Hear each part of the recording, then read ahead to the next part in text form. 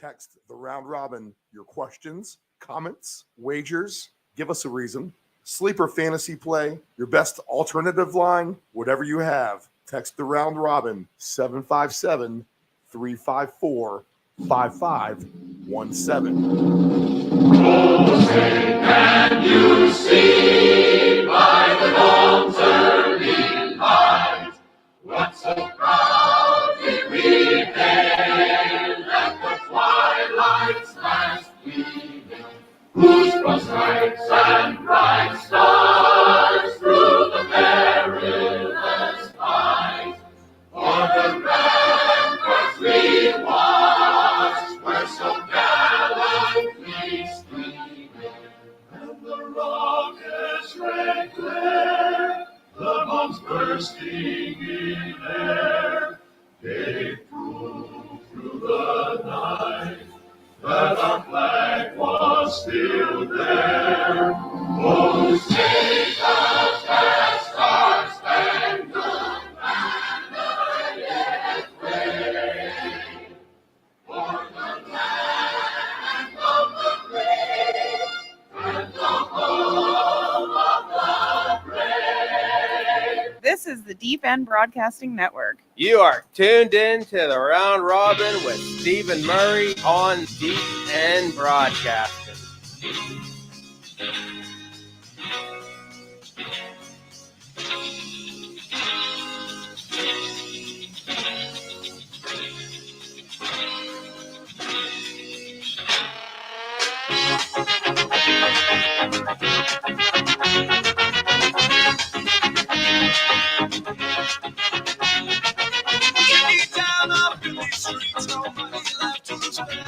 Still singing Bible night before I praise on the bed. Way up ahead, I see the crowd and flashing through the lights. I've never seen the college. Broadcasting live from the lovely Virginia Beach, Virginia, in the United States of America. We are just after 11 a.m. Eastern Standard Time on this August the 25th, 2024. And you can feel it in the air, Nephew Dave. We are 2 weeks away from the start of the NFL season, and we will give you all the prep you need this morning, this early afternoon, with everything you need fantasy, future board-wise, as we have been doing here for the last 3 weeks or so. As we will do one more week of this, and then we will get into the meat of the regular season, week one.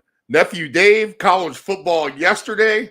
And if you are new to this show and you're sitting out there betting Hawaii minus 40.5 points late night on a Saturday trying to win some money back, I mean, obviously you have not been listening to this type of program. That is not something we would do, as Hawaii beats Delaware State by 21, coming nowhere close, Nephew Dave, to covering that 40.5 points. All the college underdogs yesterday go 4-0 in the major upper tier of the sports.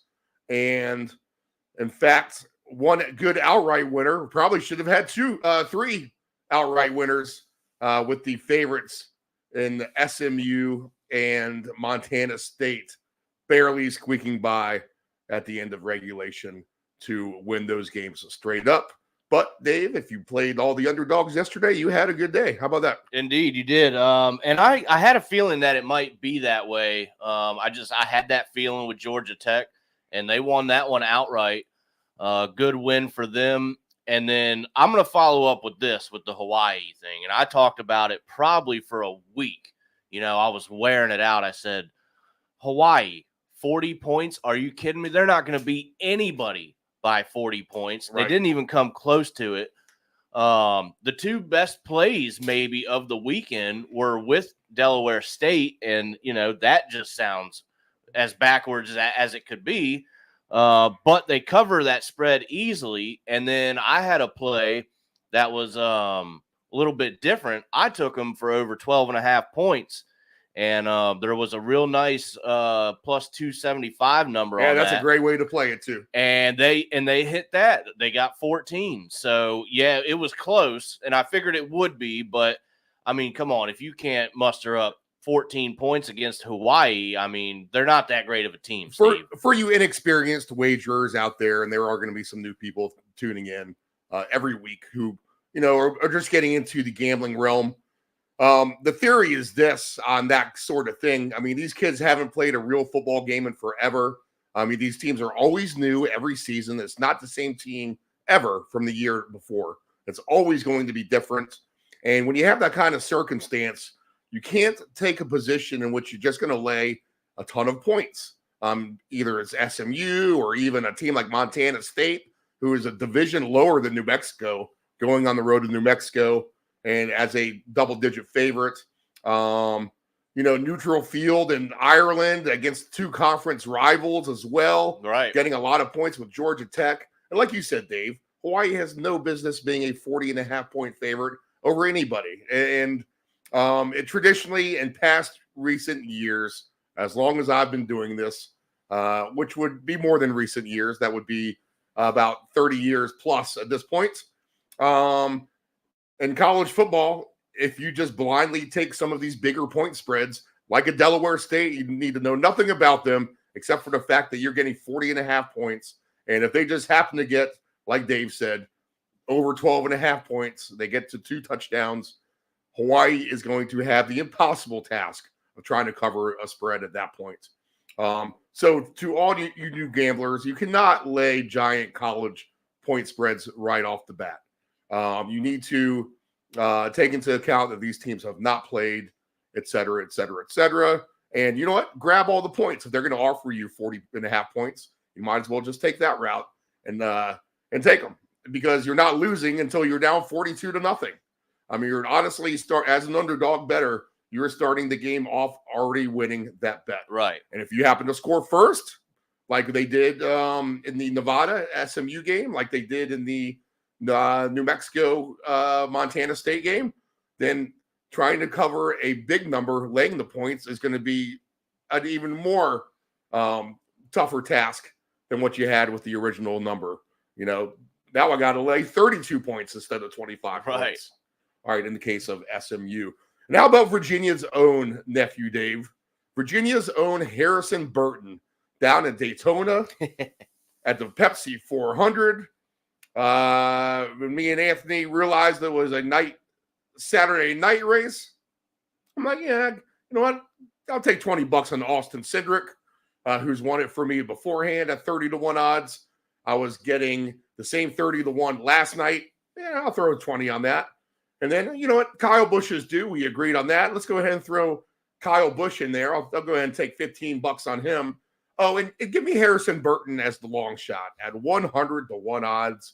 Just a $5 bill on that for me.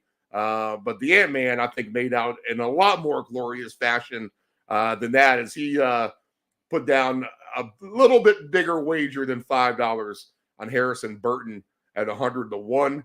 And lo and behold, Dave, Austin Cindric, my driver, is in the lead. Kyle Busch is right there. Harrison Burton floating around 6th or 7th. A big wreck. My boy Cindric gets kicked out. That's okay. Kyle Busch still has the lead. I can still come out of this with a winner, but there's Harrison Burton now in 4th place. And then he shotguns himself to the lead on the last lap to take the Pepsi 400 at 100-1 odds. Harrison Burton, a fantastic winner for the compound here in the Sports Lounge yesterday. What do you think about that, Dave? That's pretty good, Steve. All right, so we'll take that momentum right into the NFL from the NASCAR last night. There are a couple of games today, 3 games, in fact, in the preseason, but that's not going to be our focus. We're going to go ahead and look at the futures boards. Did you learn anything from preseason football this week?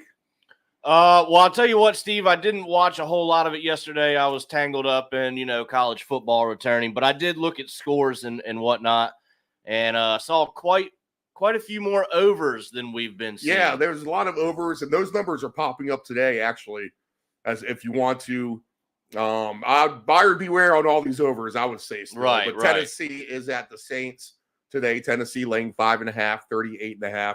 Arizona's catching a field goal against Denver at Denver, who's really played hard in the preseason. 34.5 is the over-under there. And the NFL preseason concludes tonight with my Patriots somehow laying 6.5 points on the road at your Commanders, over under 36.5. I would not be shocked if all three of those games go under. How about that? They certainly could, Steve. And I think if you're going to do the preseason, I know one thing that I've been doing more of, just to, squeeze better numbers out of these, almost meaningless games. I've been playing a lot of the scoring specials where teams need, a passing touchdown or two. And same thing with the rushing touchdown. So if you want to play a little bit different angle to maybe get a little bit better numbers out of games that don't really mean much, Steve, there's always some other options in there to play as well. All right, Dave, let's put together some tickets. All right. I think we'll have the Ant-Man joining us. He was just with us in our pre-show meeting. He went to get into his little ant nest to curl up, and I believe he'll be bringing in here soon. But what we want to take a look at first for today is we're going to go ahead and pop up, and the menu keeps changing around here. So where did you find this, Dave, again? For the 6 touchdown scores. Okay, so it's in the receiving props, but you have to look for it. Look for it's in the middle. Yeah, right behind the most regular season touchdowns, and then it'll have your 6, 8, and 10 to 12. Okay, well, I don't see it on mine. Oh, 750 plus receiving yards. Okay, I see that menu. Now they've changed the sports book around here in the last week or so. So right here in the middle, let's see here. Look for the most the regular season receiving touchdowns if we're going receiver first. Yeah. So I see receiving yards, and then it's going to probably be under that. Let's see here. Which that's interesting.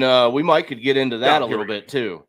There's some good numbers. Well, out yards. there. I think yards are easier to come by than touchdowns. Well, true. But I think so. Right. So, but for the sake of fun and the touchdowns, we'll go ahead and take a look at some of these. Now, we can parlay up to 6 of these guys. So let's see if we can kind of come up with some tickets. Now, you have your Tyreek Hills at minus 750, CD Lamb at minus 700. Injuries are going to be the factor in this type of wager. You're bound to pick 5 guys, and then 4 of them do good, and then you're waiting on the last one to come off the injured list with 3 touchdowns to see if he can get 3 late touchdowns in December or something like that. But if you start to drop down the list, we have, and it looks like everyone on this list is capable of scoring 6 touchdowns, to be honest. But let's see if we can really find a good paying ticket. The Travis Kelce's of the world, minus 260. Devontae Adams, minus 250. Diggs is at minus 140. Players like Chris Olave are at minus 125. Tank Dell is at minus 120. The Calvin Ridleys of the world are at plus 130. David Njoku is at plus 130.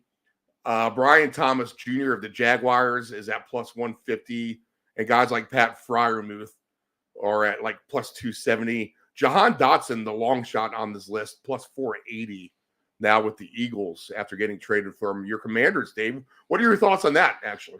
Steve, I was not quite sure about that when I saw that move. I didn't know if they were, making space to – there's been a lot of rumors that they're going to try and do something with Ayuk, even though San Fran, I don't think, really wants to let go.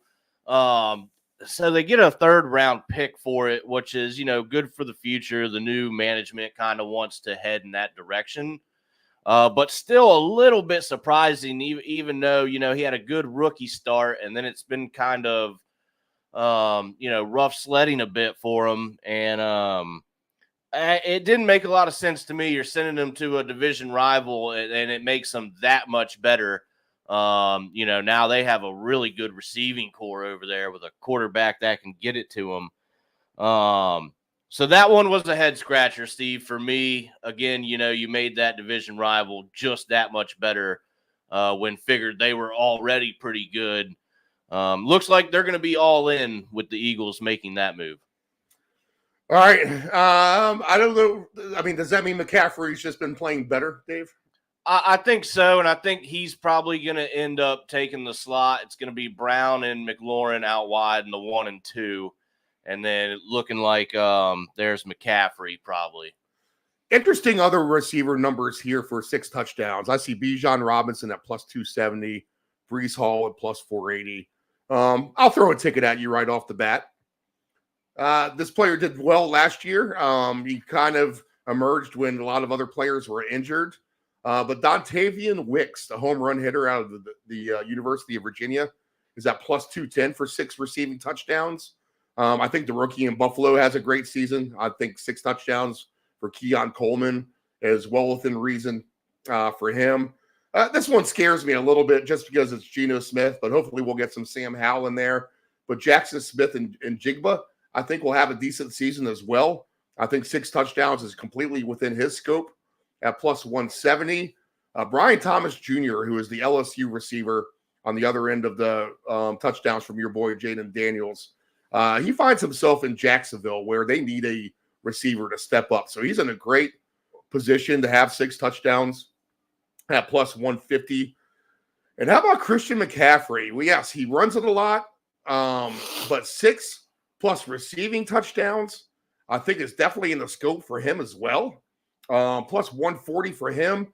And then Calvin Ridley, 6 touchdowns. We talked about Jags receivers. He was on Jacksonville last year. He now finds himself in Tennessee with a crowded receiver core. So that would be my one drawback here, is dropping out Calvin Ridley.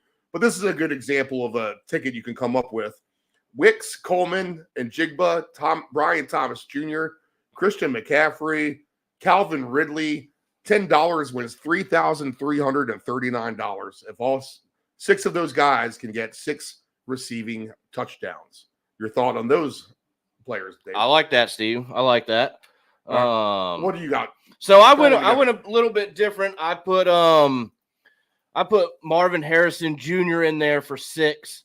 And again, this list looks like probably everybody on it, if they stayed healthy, could probably do. It's always easier said than done. But second guy we're going to go with is Brandon Ayuk, minus 120. Harrison Jr. had a minus 170, so a little bit more conservative to start that list off. I like David Njoku to do his thing for 6, plus 130 for that. Terry McLaurin for 6 this year with the new quarterback, plus 150. And we're going to round it off with the rookie who I really, really like, Rome Odunze at plus 140, Steve. You're going to have to play a little bit more on this one, but if you want to put a $20 bill here, that's going to cash you out about $785, Steve. Okay, there you go. That's nice. I'm going to go for another one that is going to be interesting to me as well. Let's see here. We'll go ahead and use him. We'll use him. We'll use him. We'll use him. And we shall use him. So I'm going to take Cooper Kupp at minus 185, Dave. There you go. For 6 touchdowns. I'll go ahead and take Stephon Diggs for 6 touchdowns as well. I'll throw Deebo Samuel on that list for 6 receiving touchdowns at plus 105. I'll throw Jalen Waddle on that list at plus 110 with him. David Njoku is at plus 130 for his 6 touchdowns. And my long shot of this list will be Brees Hall at plus 480. Now, I can play this whole list without Brees Hall, which I probably will do. And Tim just pays a simple $250 bucks. But, if you want to do a little bit bigger bet on this season, say you do $50 on that, I mean, that can win you $1,250. So that's a good way to approach things. Even if you're not in the fantasy league and you're going to be paying $50 to a fantasy league to get in, now all you're doing is you're having 5 players to get 6 touchdowns through the season. And Njoku, Waddle, Deebo Samuel, Stephon Diggs, and Cooper Kupp. If I add Brees Hall to that mix, I mean, we're really going to skyrocket this payout. All those players, along with Brees Hall, to have 6 receiving touchdowns, $50 now pays $7,500. If you knock it down to your typical 20 spot, $20 wins you $3,013. A list of good players, Dave. I mean, Right. all those guys you would think should have 6 touchdowns receiving, right? Right. You look at that list, and like we said again, I mean, there's a lot of names on this list that seem like they should be able to do that, throughout the longer season. All right. Do you have anyone else you might add on to the ticket here in the 6s? For the 6s, I might go with, if somehow the Giants can figure out things, Malik Neighbors at plus 110 would also be intriguing to me. I do think that he will be a good receiver. It's just what product are the Giants going to put out? So, again, if they can get it going and Daniel Jones can find him, I think he's more than capable of getting 6 as well. Let's see here. I'm trying to take pictures. Did you say Trey McBride at all? I did not, but I like him on that ticket. I mean, I like Chris Olave. I mean, how do you not even like Tank Dell and Nico Collins? I mean, can you do one, Dave, with let's see here. Let's just take all the Texans receivers across the board. So 3 of them. Yeah, that almost 4.5 to 1. If you think Diggs, Nico, and Tank Dell all can get 6 touchdowns, which I think that they do, right?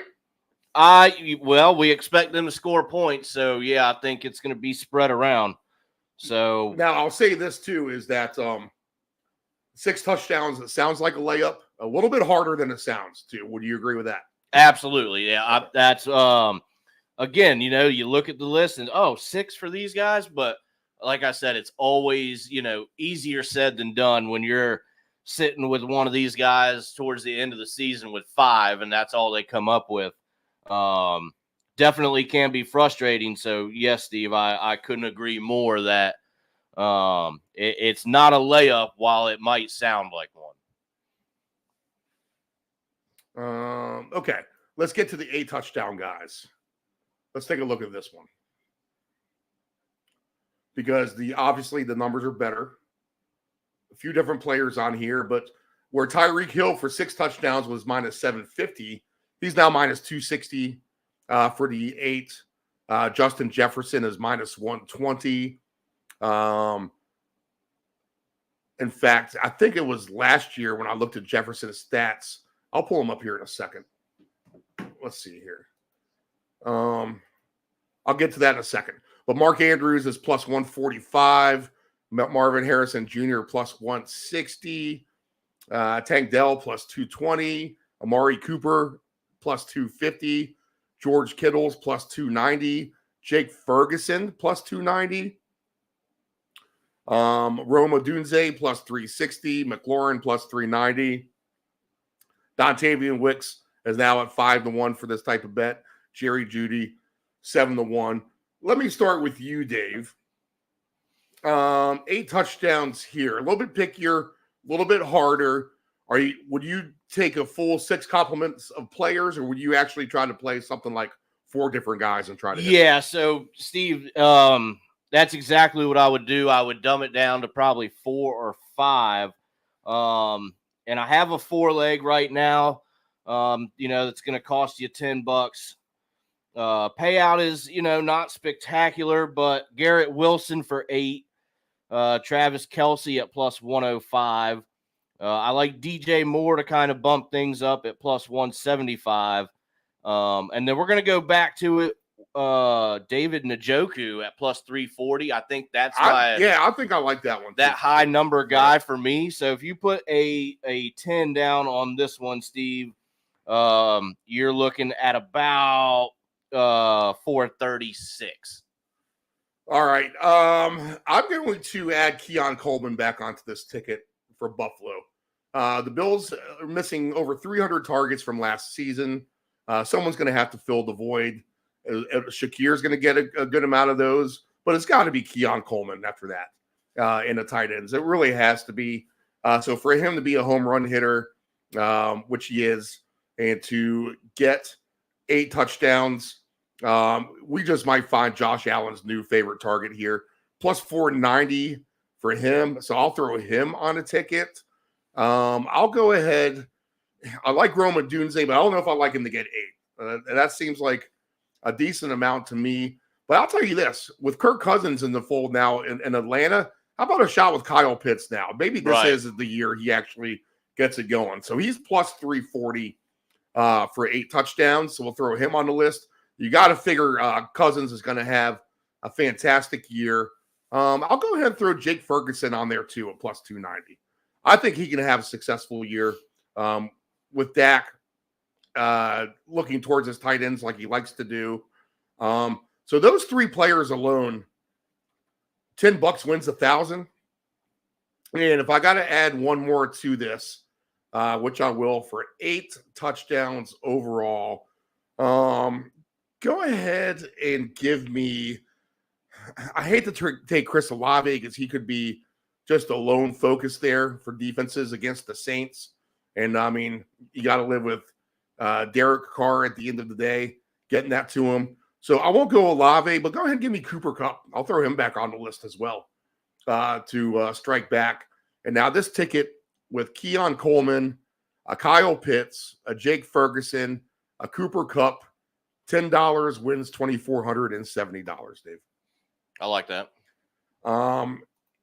If I'm going to add one more guy on there, I might as well take Garrett Wilson or Justin Jefferson. I think that they are somewhat layups for this. I would say St. Brown is 2, except for the fact that he does have to share the load with like a Sam Laporta, et cetera, et cetera. You would think Jamar Chase at minus 185 would be good for 8 touchdowns. But you never know. He might be the victim of double teams himself with a lack of depth there at receiver for Cincinnati. A.J. Brown is someone I would consider to put on this list as well. If I add Justin Jefferson to the Cooper Kupp, Ferguson, Pitts, and Coleman and try to take a 5-pack of players, $10 now pays $4,537, Dave. And that's all reasonable there. I think that the addition of Justin Jefferson to that ticket, definitely helps that cause. Right.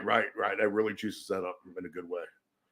All right, let's see what else we can get into. Let's look at the yardage.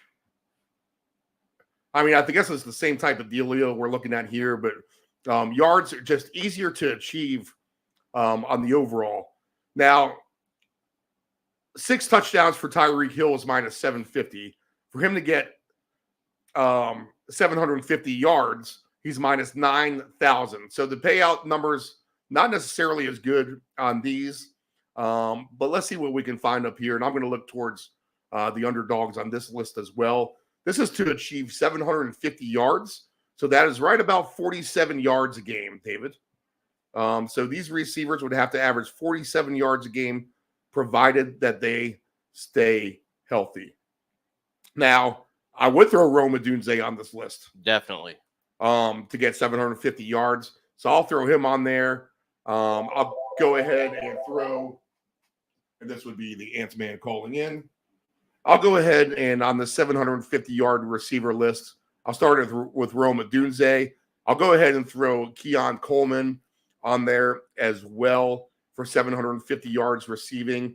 I'll go ahead and throw Brock Bowers on there at plus 170 for 750 yards receiving. I'll go ahead and throw, let's see here. Who's going to kind of stick out to me on this list? I mean, I think Njoku's good for yards and scores, Dave, to be honest. Yes, definitely. At the end of the day. And do we want to throw Gabe Davis on here for 750 yards? You gotta think he's just going to be a little bit better this year than the last 2 years. But Kittle is a name that would interest me on here. Cortland Sutton is interesting to me on this list. Again, Kyle Pitts would be one I think I'm going to try to ride on. I think every year it's like this is the Kyle Pitts year, and it never is. I mean, this really could be the year. But let's go with these 5 players for 750 yards. I'll take Pitts, Njoku, Roma Dunze, Keon Coleman, and I'll throw Brock Bowers on there. And if we're going to throw a 20 spot on that wins $1,139. Is this the Ant-Man on the line? Anything you have to deal with Gabe Davis, just don't do it. Just don't do it. I mean, you want to throw a random parlay of something, sure, put Gabe Davis in, but don't put him with the other ones who could actually do it. Don't put him with the primaries. That's good advice, right, Anthony? That's why we have you on here. And we mentioned at the top of the show, Anthony, you're still ecstatic about your 100-1 winner at Daytona last night with Harrison Burton. Do you have anything to say to the Burtons in case they're listening out there? They are from our home state of Virginia here. They could be out there in the podcast land getting their football gambling action. So what might you have to say to young Harrison this morning? Thanks, Jeff, for making a son. All right. What have I missed? By the way, and I might as well just bring this up. Do you have any idea where your rug is? Your blue rug? I have no idea. So, yeah, Megan has been going through every single precinct of this apartment complex looking for one of your rugs. Any idea where this thing is? A fascinating podcast talking about rug. Talking about the rug. Anthony, my assumption is that it went into the garbage, but I am not the one who threw it in there. It probably was just one of the neighbors who was sick of looking at it. Hey, babe. Steve thinks he threw it away, but he didn't throw it away. I did not throw it away officially. I did not, but I'm guessing the neighbors threw it in the garbage. He thinks it's in the garbage, but he didn't do it. Yeah, we're going to have to get to the bottom of this. We're going to have to figure this out. She's going to think I did it, threw it in the garbage, Anthony, now that you say it like that. Megan just gave me the death look, so I'm going to blame Dinky Devin and the company next door over there. You know what? How about we just buy you a new rug? I didn't want that rug. I don't care about that rug. If it turns up, it's fine. If it doesn't, that's fine too. I'm not going to lose any sleep one way or the other. All right, Anthony, let's talk about more important things like touchdown scorers and 750-yard receivers. You missed the 6 touchdown scores. I mean, do you have any layups for 6 touchdowns overall? I mean, it looks like the list, everyone could possibly get it. But when you construct some of these tickets together, then you're getting some really, really nice payouts. In fact, I'll give you a good example. I'll just carpet bomb ask you. Keon Coleman, 6 touchdowns for you. I mean, rookie receiver, Buffalo Bills, Josh Allen's possible favorite target. Yeah, everything you just said. All right. Jackson Smith and Jigba. You like him for 6? I like the fact that they have the Washington head coach now. Yep. And also the fact that I think he's better off without Geno Smith, but I'm not sure about what Sam Howell could do. However, 6 touchdowns, simple, sure. Brian Thomas Jr. You're firing all the rookies, aren't you? Brian Thomas, LSU stud. No Calvin Ridley. Kirk is the only guy. Evan Ingram's the other only guy. Gabe Davis is. Watch him get 6 touchdowns. Yes, Brian Thomas. David Njoku. Is he still hurt? That's my question. All right. Trey McBride. Yes. Kyle Pitts. Yes. Jake Ferguson. Hold on. That it? Yeah. Megan found it. All right. Rugs getting to appear out of thin air. Look at that. Jake Ferguson. Megan found the rug. All right. Yes, Jake Ferguson. Sorry. There's obviously other things going on right here. The rug has been located. We're good. All right. Jake Ferguson, yes. David Njoku, he got dinged up in practice. We'll leave him off. We'll leave him off. So we're maxed with 6 players. We'll keep these guys. Ferguson, Pitts, McBride, Brian Thomas Jr., Jackson Smith, and Jigba. And Keon Coleman, $10 wins $2,117. I'm A-okay with that, actually. And let's see. The other thing you can do here is you can actually round robin these guys as well. Will they let you do this? Wait. Interesting. Trey McBride. I finally just fired up the FanDuel app. Trey McBride he's plus 125 for 6 touchdowns. Yep. Damn.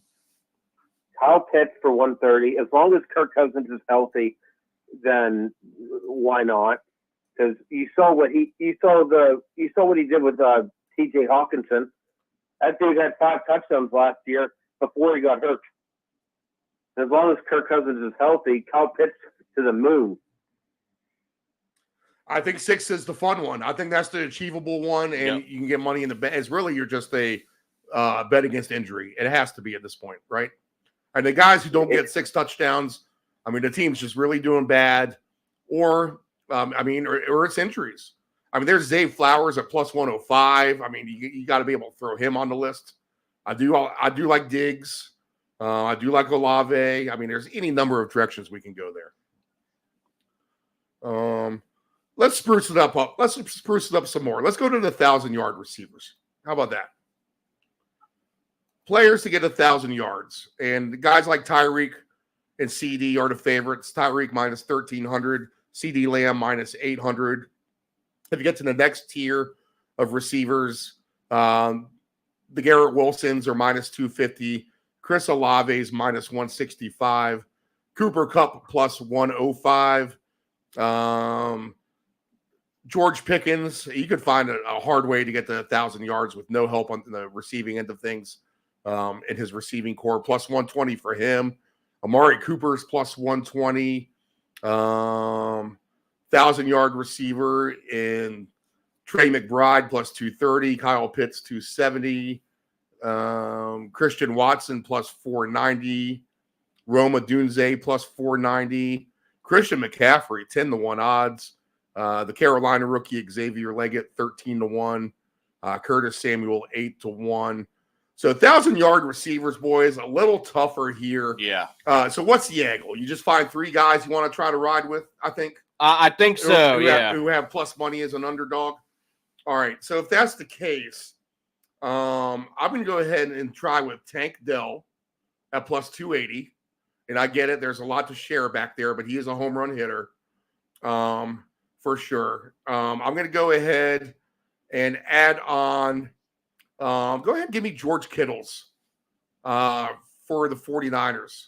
Again, I like Anthony's angle of Kittles having the breakout season. Again, he is a big yak guy.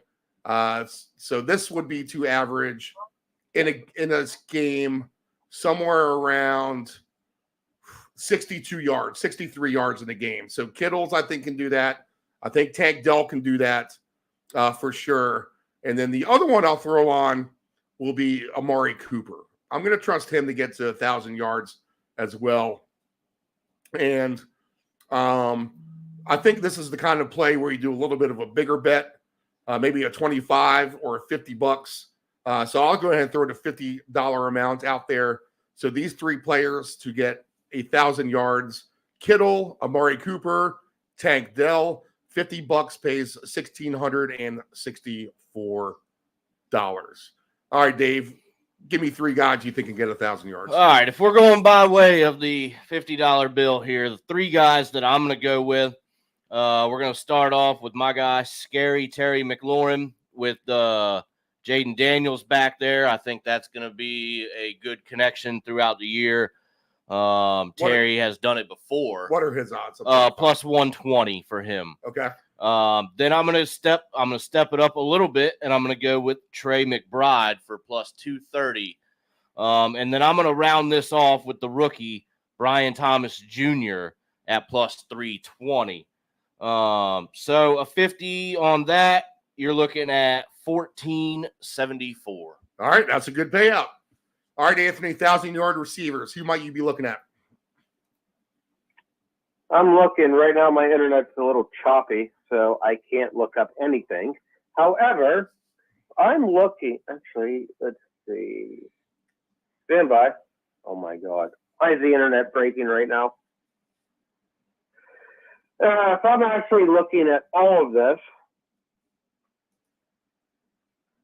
Dave, tell me your three guys again.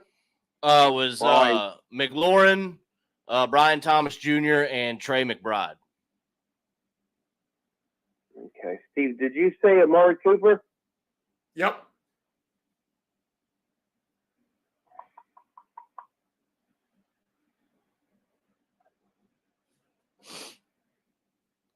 I'm still here. Hold on. Why does the internet have to break right now?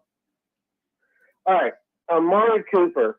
Do you know how many yards he had last year? He had a ton, right? He had 1250 on the dot with a broken Deshaun Watson and a apparently reinvented Joe Flacco. So why can't he do it again? So Amari Cooper is one of my guys right now to at least get 1,000 yards. Steve, who are your other two guys? Tank Dell and who else? I put Tank Dell on there. I put on Amari Cooper, and I put on did I do Kyle Pitts? I think it was Kyle Pitts. No, George Kittle. So George Kittle. yeah. So Kittle actually got 1,000 yards, 1,020 yards last year. And what was a quiet season to me, to be honest with him. A very quiet season. So what Kittle does is he has his big games. He has his, I guess, quiet games. But he also is pretty consistent. He's one of Brock Purdy's favorite. If he's not his favorite target. So why not tap Kittle? Why not have Amari Cooper? Tank Dell's tricky because, of course, with them getting digs. But do you realize that Tank Dell was on pace for like 1,300 yards last year before he broke his leg? Right. Yeah, he was flying. I mean, because I was betting him over 50 yards on that. I like to take the receivers every week. I take 4 or 5 or 6 to get over 50 yards, and he flew by that every week. He was the first guy to get by it. So he was the first check mark every time.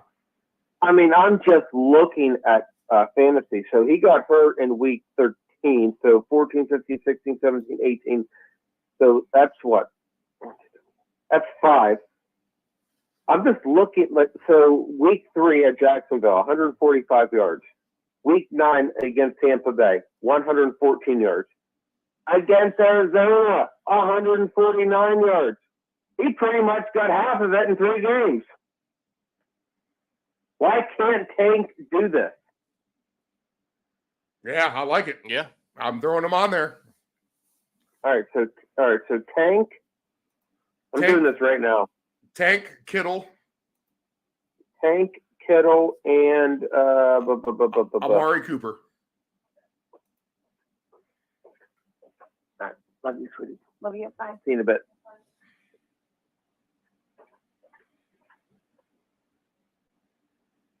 Ten pace, 332.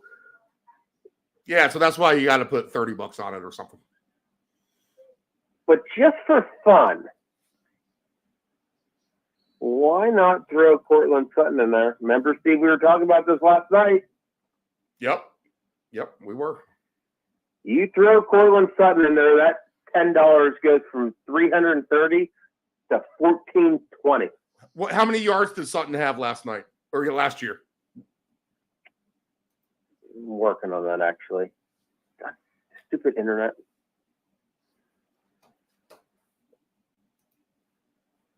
And boys, we have a question we need to get to in a minute from one of our listeners and viewers.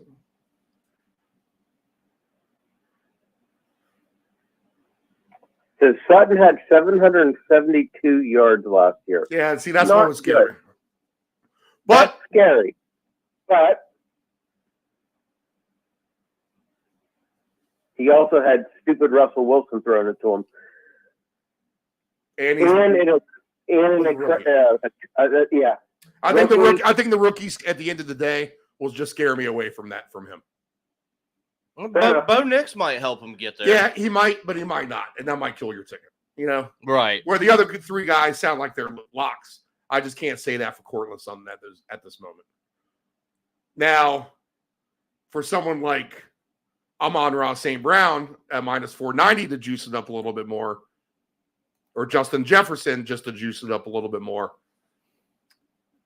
am I willing to do that just for the extra money? Probably not, just because of injuries. But Chris Olave, a home run hitter at minus 165, would be someone I would consider adding onto that list. But again, is he going to get double teams?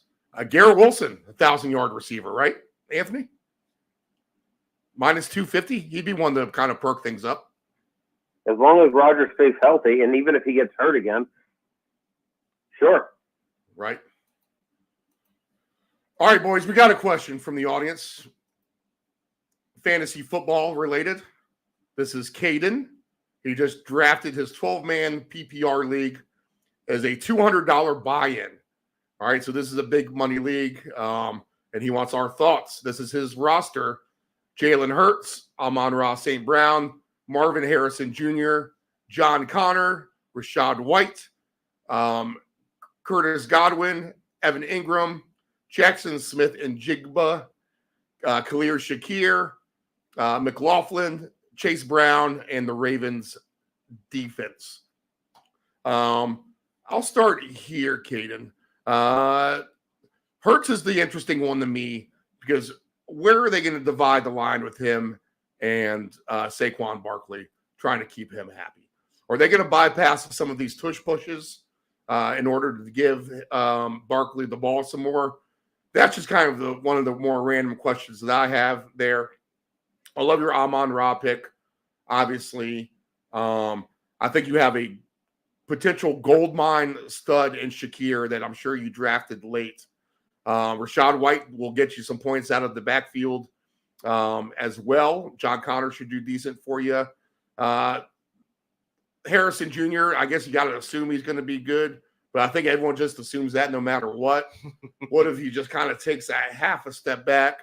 You might have the best defense with the Ravens. The Hurts thing is the one that I'm going to question the most, only because I don't know how Barkley may counterfeit Hurts, the counterfeiter himself, if that makes any sense. Hey, but I'll say this too. If Hurts can't just improve on that passing a little bit without receiving core, he could have some big, big numbers. So, Anthony, your thought on that roster, your first. Number one, it's James Conner Stephen and not John. Oh, yeah. I was watching The Terminator this morning, actually. I was actually watching The Terminator this morning. Sarah Connor.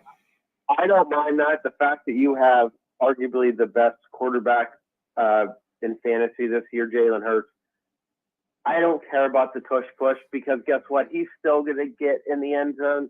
I don't know if he's going to get in 15 times like he did last year, but if he even gets in 12 times, who the hell cares? The fact also that you have Amon-Ra, what do they call him? The sun god? Is that what Matthew Berry said like last year, something like that? But you know what? Guess what? He's that good. He is the safest. When I talk about receivers, Hill, Lamb, Chase, Jefferson, blah.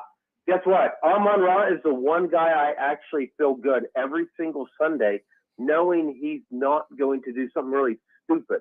He's not going to score 3 points. He may not score 60 like Chase could or Jefferson could, but Amon-Ra is actually the most safe receiver in your backfield, in your receiving core.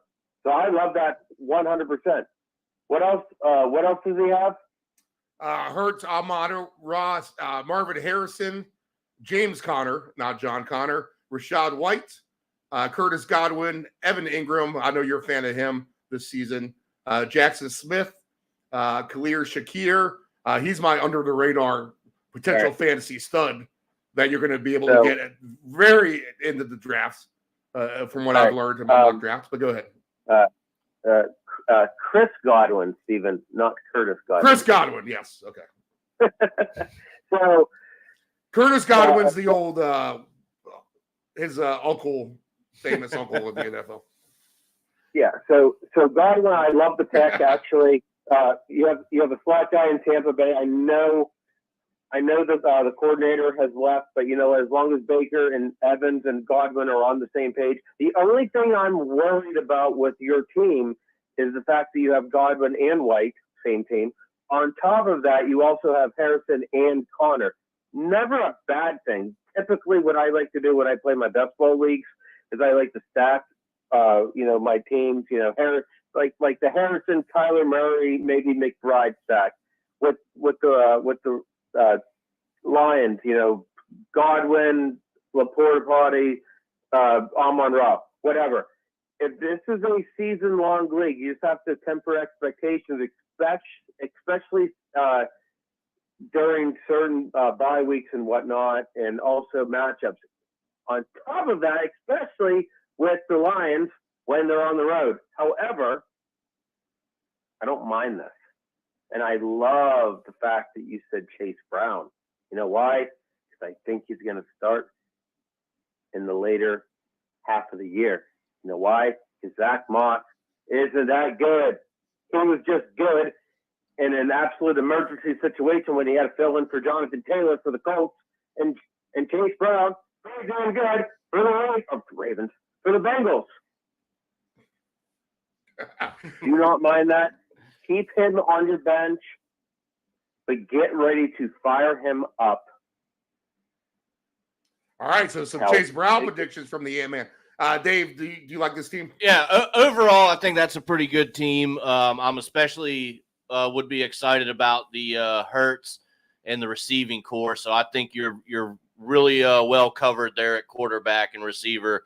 As far as Steve, I somewhat agree with you, but I still think Hurts is going to get his chances. And it's the old thing: if it ain't broke, don't fix it. Just because Saquon's back there, you've had all kinds of success with the tush push. So why go away from it when you have Hurts there in the backfield? Really, it opens up your playbook to go either way with Barkley or Hurts, so it gives you lots of options. But I still think, he's going to get his opportunities to do that. Plus the yards he's going to get with his legs and his arms. So I think you're pretty well covered there. Everything else, seems to be pretty decent, at least anyway. All right, Caden, good luck to you in your $200 buy-in league. All right, boys, let's look at one more thing. Let's look at 8+ rushing touchdowns for the season. So go to your rushing props, and you'll find this in the middle somewhere. You'll have to click open the big window. But that's 8+ rushing touchdowns for the season. Derrick Henry is your favorite at -500. Christian McCaffrey's at -420. Jalen Hurts is at -290. David Montgomery -270. Then you drop off to guys like Jahmyr Gibbs -120. Devin Achane +115. Bijan Robinson +115. Ramondre Stevenson +260. Jaden Daniels is at +330 on this list. Aaron Jones is at +260. James Cook +400 for him. Brian Robinson for your Commanders, Dave, +550. All right, boys. So 8 touchdown scores on the ground. I'll kind of go first. I'll make a case for your Brian Robinson, Dave. I think compared to Eckler, I think he's going to get the bulk of the load of the touches towards the goal line. Yeah, is he going to get counterfeited by Jaden Daniels a little bit? I think so. But Brian Robinson is such a hard runner. They might depend on him more to make the quarterback at home more at ease. Let's just let Robinson do the work. That's what he's here for. So a +550, I like the number for him. I like the Denver running back and Javonte Williams, again, for the same type of theory, just to help out that rookie at quarterback. Let's lean on Javonte Williams a little bit more. So I could see a scenario where he's getting the goal line touches at +330. I'll go ahead and throw Lamar Jackson on that list because how do you not at plus 260? He's bound to scramble for that alone. Another one at 260 that I really like for rushing touchdowns is Aaron Jones for the Vikings. I think he continues to have success, gone from Green Bay and now at Minnesota for plus 260. So I'll throw him on that list. I'll throw James Conner on there as well. He's a touchdown scorer, plus 150 for him at the end of the day. And how do you not put Pacheco on there either, to be honest, at plus 125 for 8 touchdowns. So if I have my list together of Pacheco, Aaron Jones, James Conner, Lamar Jackson, Javonte Williams, and Brian Robinson, all together, your $10 8 touchdown scorer parlay pays out a grand total of $20,365. I would say that's worth a 10 spot, Anthony. Yeah, Brian Robinson, Javonte Williams, Aaron Jones, Isaiah Pacheco, and who else? James Conner and Lamar Jackson. I'm going to actually subtract 2 of your guys, and I'm going to add James Cook. All right, who are the 2 guys you would subtract? Conner and Aaron Jones. And here's I understand James Conner. He's been so consistent, but that's the one that I'm not going to necessarily fight you on retracting. It's Aaron Jones that I'm worried about. And it's because of his injury history. That's what I'm worried about. Will he get hurt? And is Sam Darnold really going to get him in a situation where he's able to get 8 rushing touchdowns? That's my concern with Aaron Jones. All right. So if you put on James Cook and you delete those 2 players, your $10 bet now pays $11,309. Still worth a shot, I would say. In that regard, other players I would look at a few of these guys, to be honest. Let's see. Najee worries me a little bit, but Devin Achane. Yep. Devin Achane. I mean, if you throw him on the list with James Cook and the other guys I talked about, Pacheco, Jackson, Williams, and Robinson, $10 now pays $24,000. Let's see. Let's take off Cook just for the sake of things. Let's keep Achane on there, and then let's go ahead and add. Well, they're basically going to be the same, but I'll go ahead and throw Kenneth Walker the third on there at minus 120. $10 will now pay $9,000. If you don't want to use Kenneth Walker, you like someone maybe like a Travis Etienne at minus 105, he could counterfeit himself through the air, is what it could be at the end of the day, rather than on the ground, because he's that good of a player. $10 wins 9,500 on Travis Etienne for 8 rushing touchdowns. All right, Dave, give me a ticket.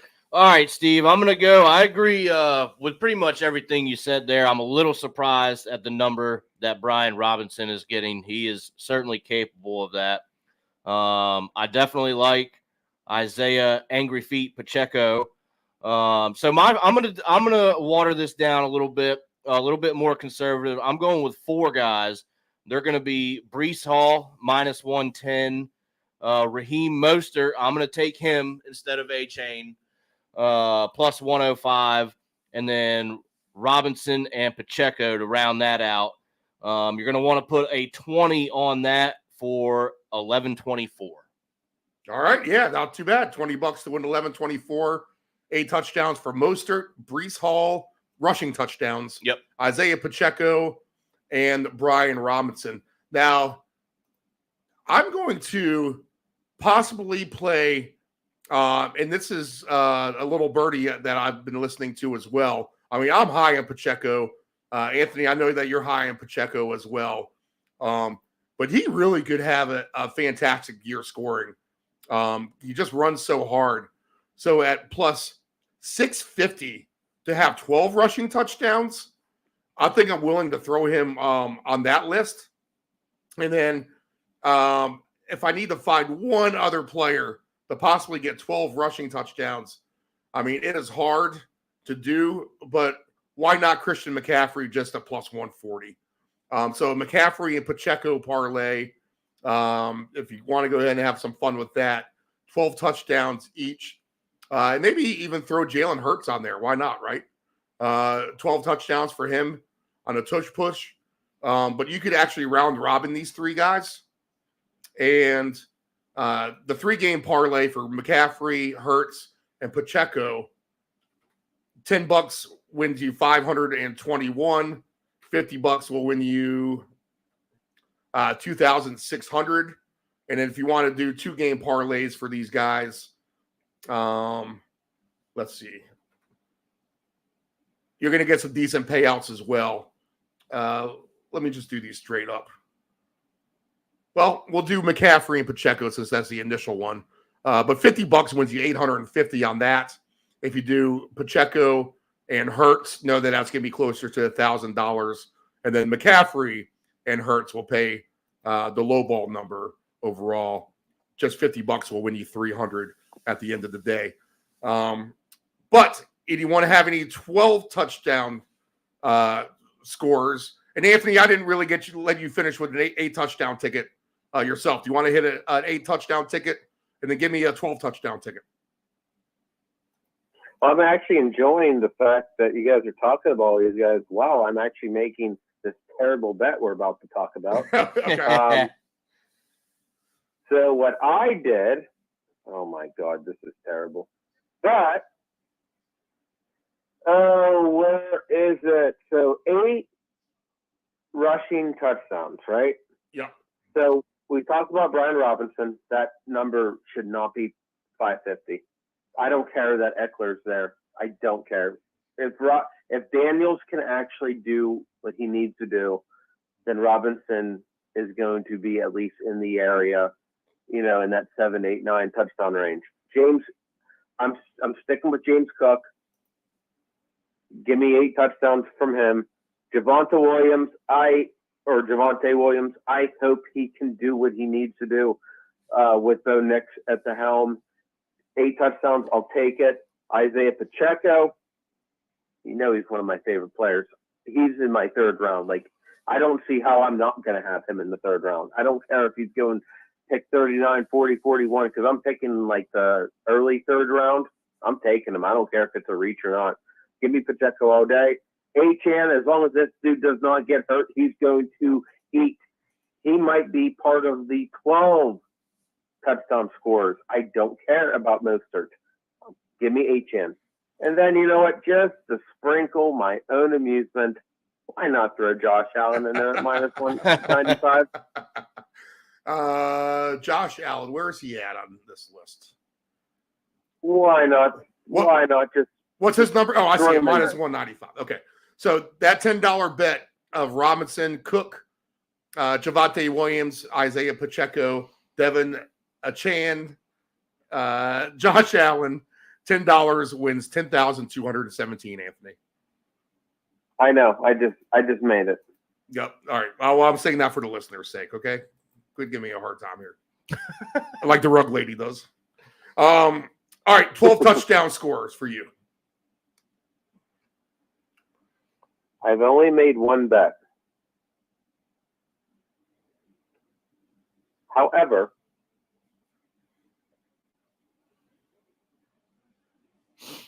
I'm very intrigued on this. I'm going to have a lot of these is what is going to have to happen at the end of the day. There's going to be... I'm going to need a whole day to myself of peace and quiet to sit here and do this. There's going to be a reach on this. Obviously, it's 12 touchdowns. So, yes. Number 1, can they stay healthy? Number 2, can they actually even get 12. Anywhere near this? Right. And I don't like putting all my eggs in one basket. Unfortunately, I'm going to at least halfway with this one. But hear me out.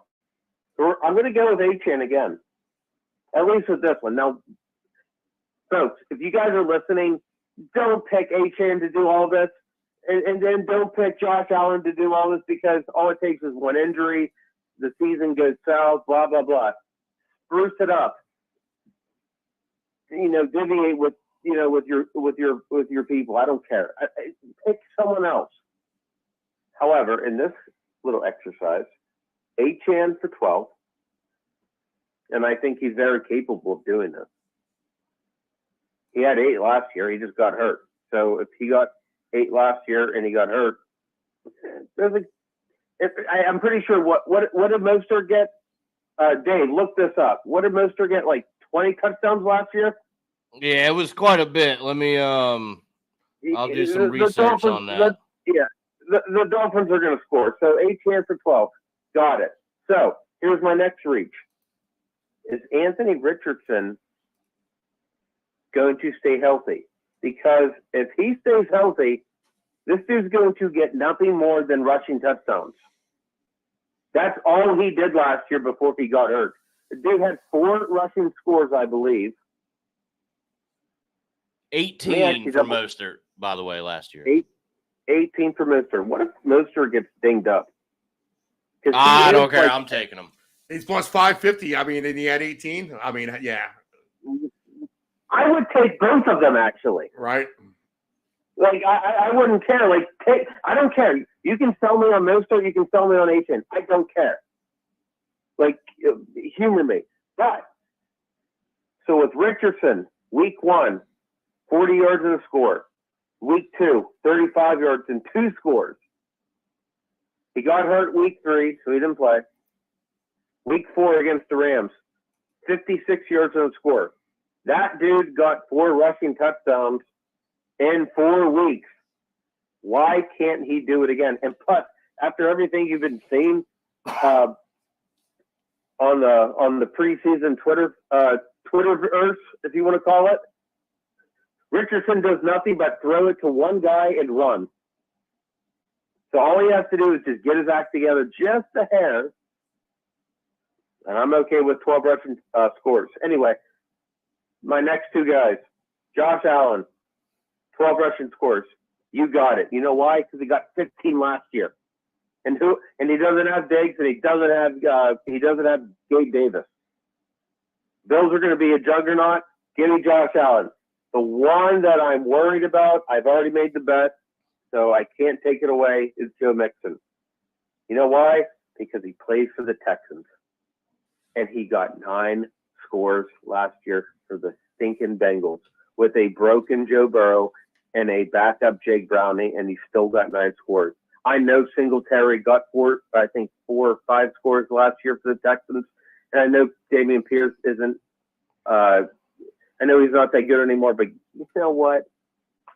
Joe Mixon, when Stephon Diggs gets tackled at the 1-yard line, because that's all he does. Anthony, I like your Josh Allen play, especially since his numbers were there. I like the Pacheco. I like the Achane angle. And I'll throw one at you, too. And, again, he could counterfeit himself through the air. But Travis Etienne at 5-1. I mean, I just feel like he really could have a breakout season as well.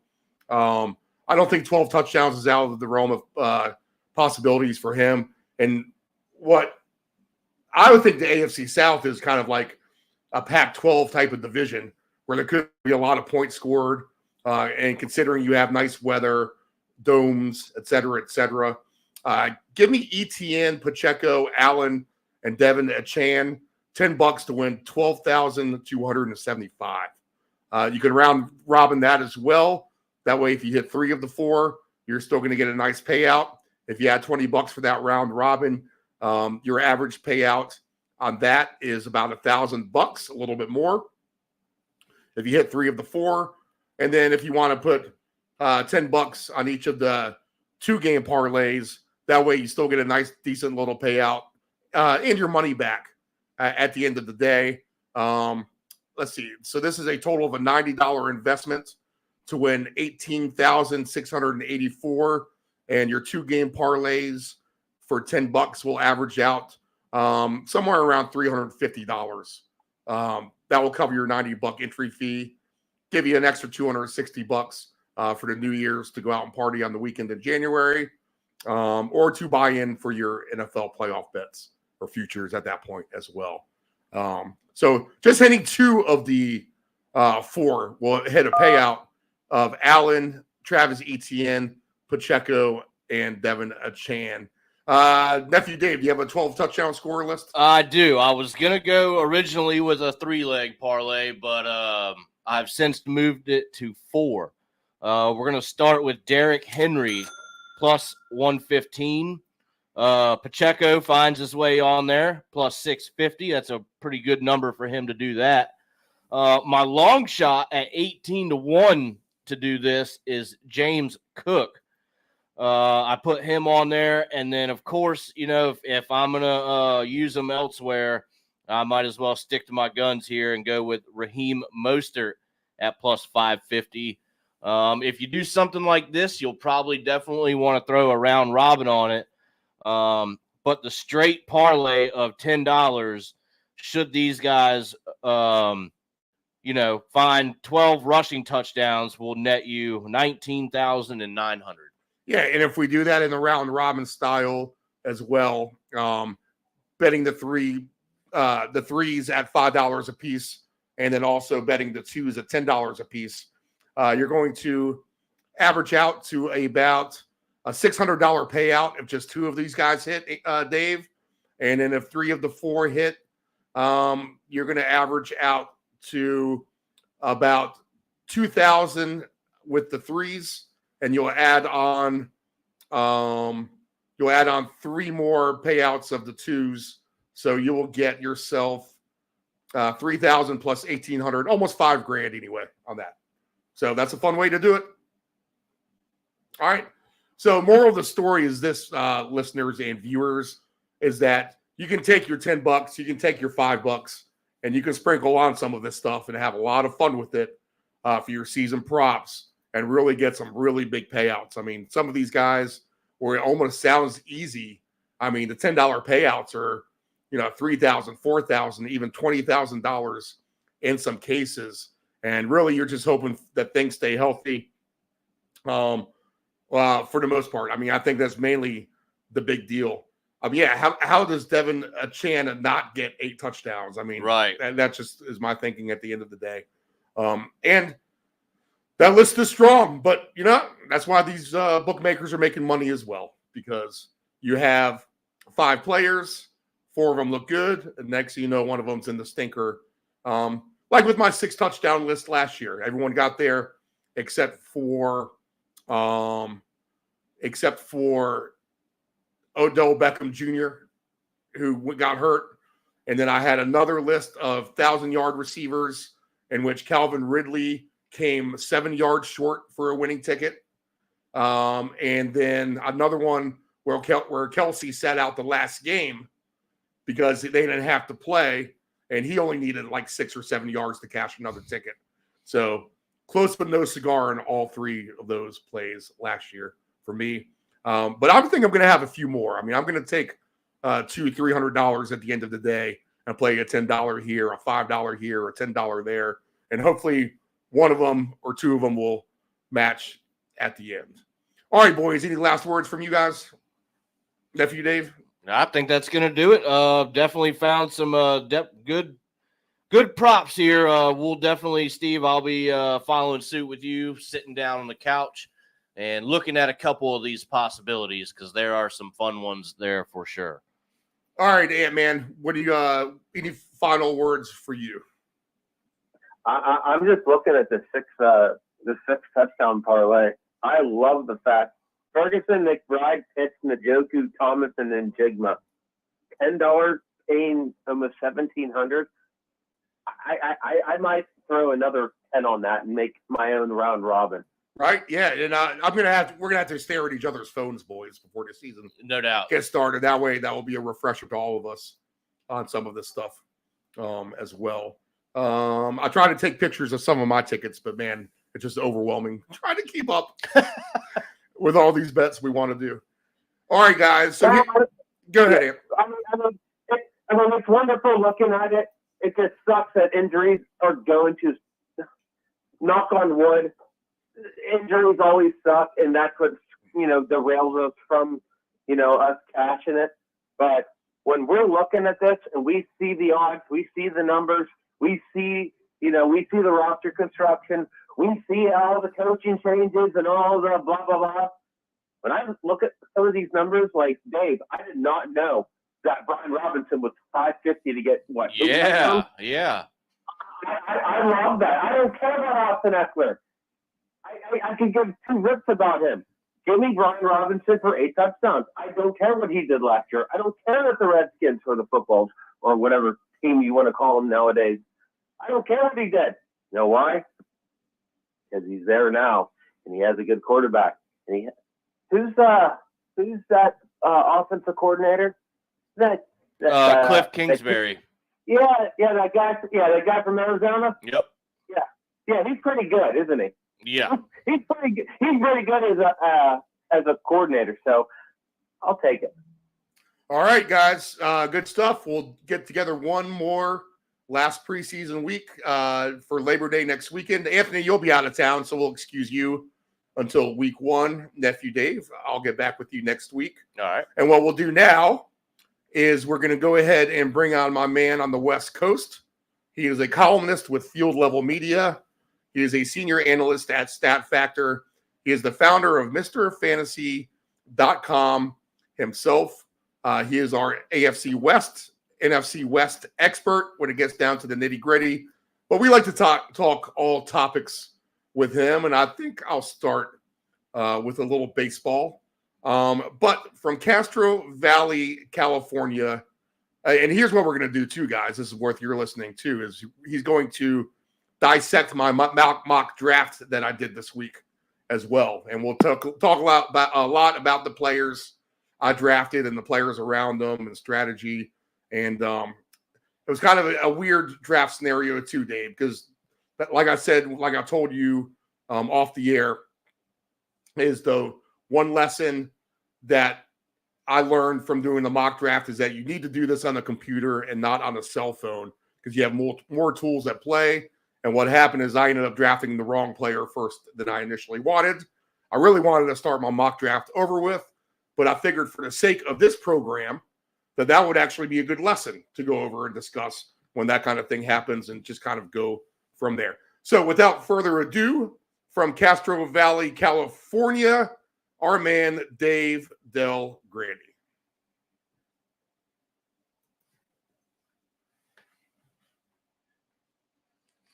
This is a wagering show, and let's go with a little baseball first. And long ago, in a galaxy far, far away, there was a Shohei Ohtani gambling scandal that has disappeared.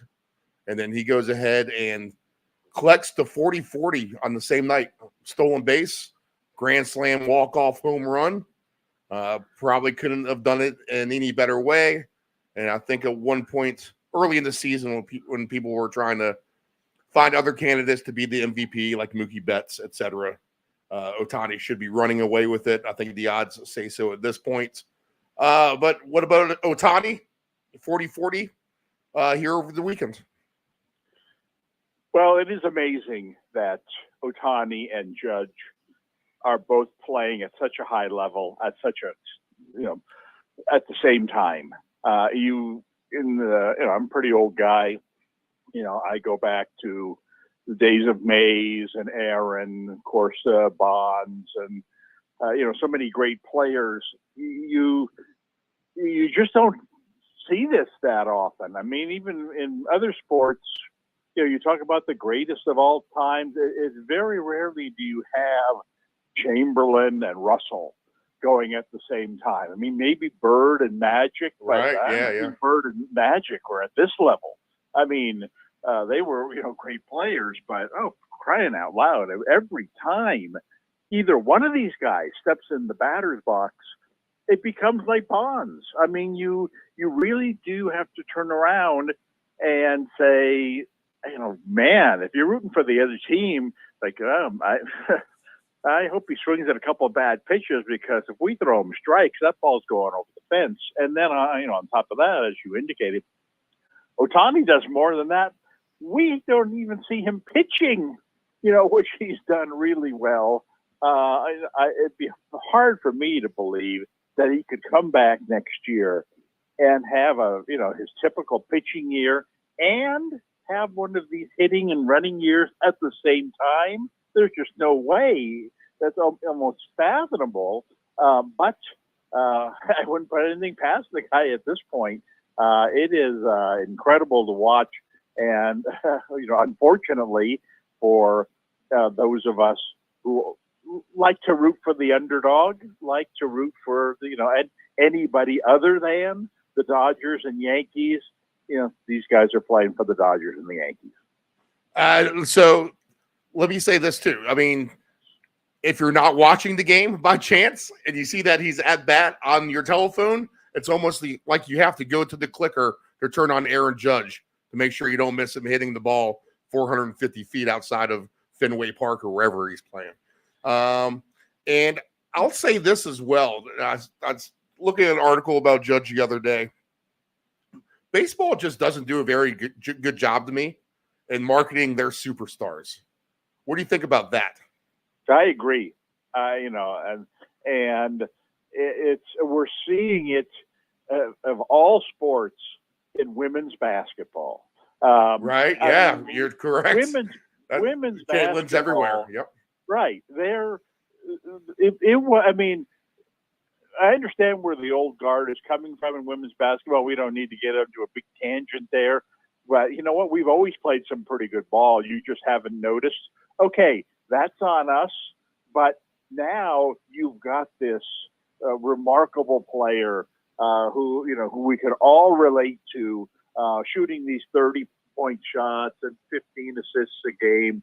And now we're watching, and the best part is you're doing a good job of making sure basically every game she plays is on TV. That isn't going over well necessarily with the rest of the league, and they'll get over that because when that next paycheck comes in, or next year when the next collective bargaining thing comes in, and the minimum salary is raised and the maximum salary is raised, and everybody starts making more money, they'll look back and they'll say, "Yeah, thank goodness, the league has capitalized on this."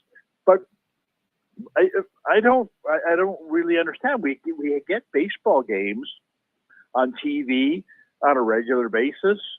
A Tuesday night game of the week on TBS, Fox or something going on the weekend. Everybody, Apple TV's got something going Friday night. And there's just too much Cardinals and Brewers.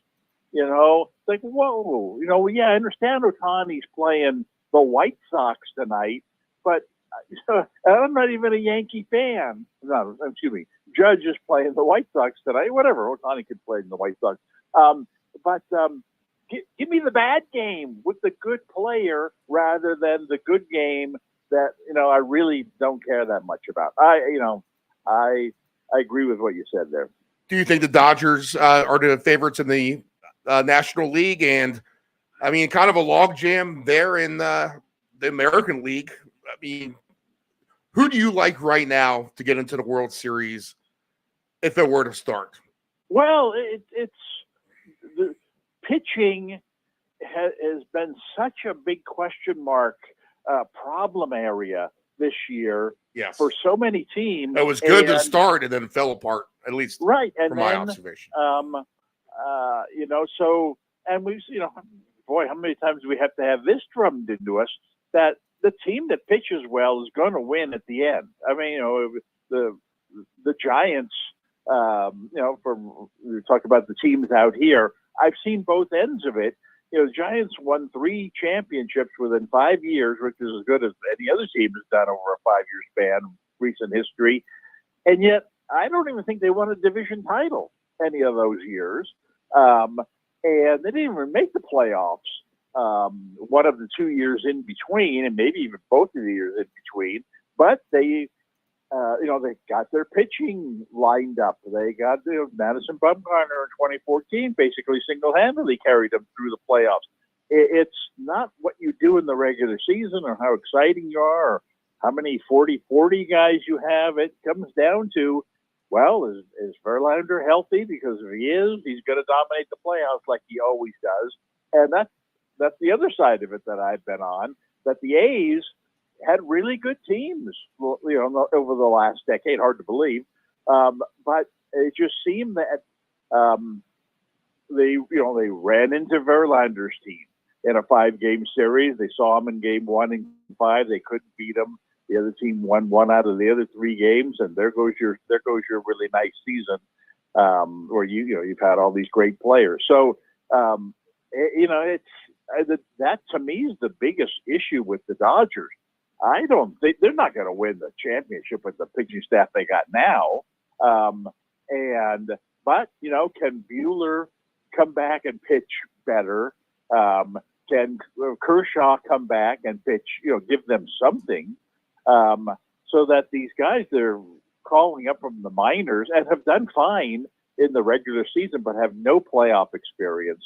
I just don't see them as coming out of the National League unless things really change with their pitching. And then you've got, even in the West, Arizona and San Diego have they're nice.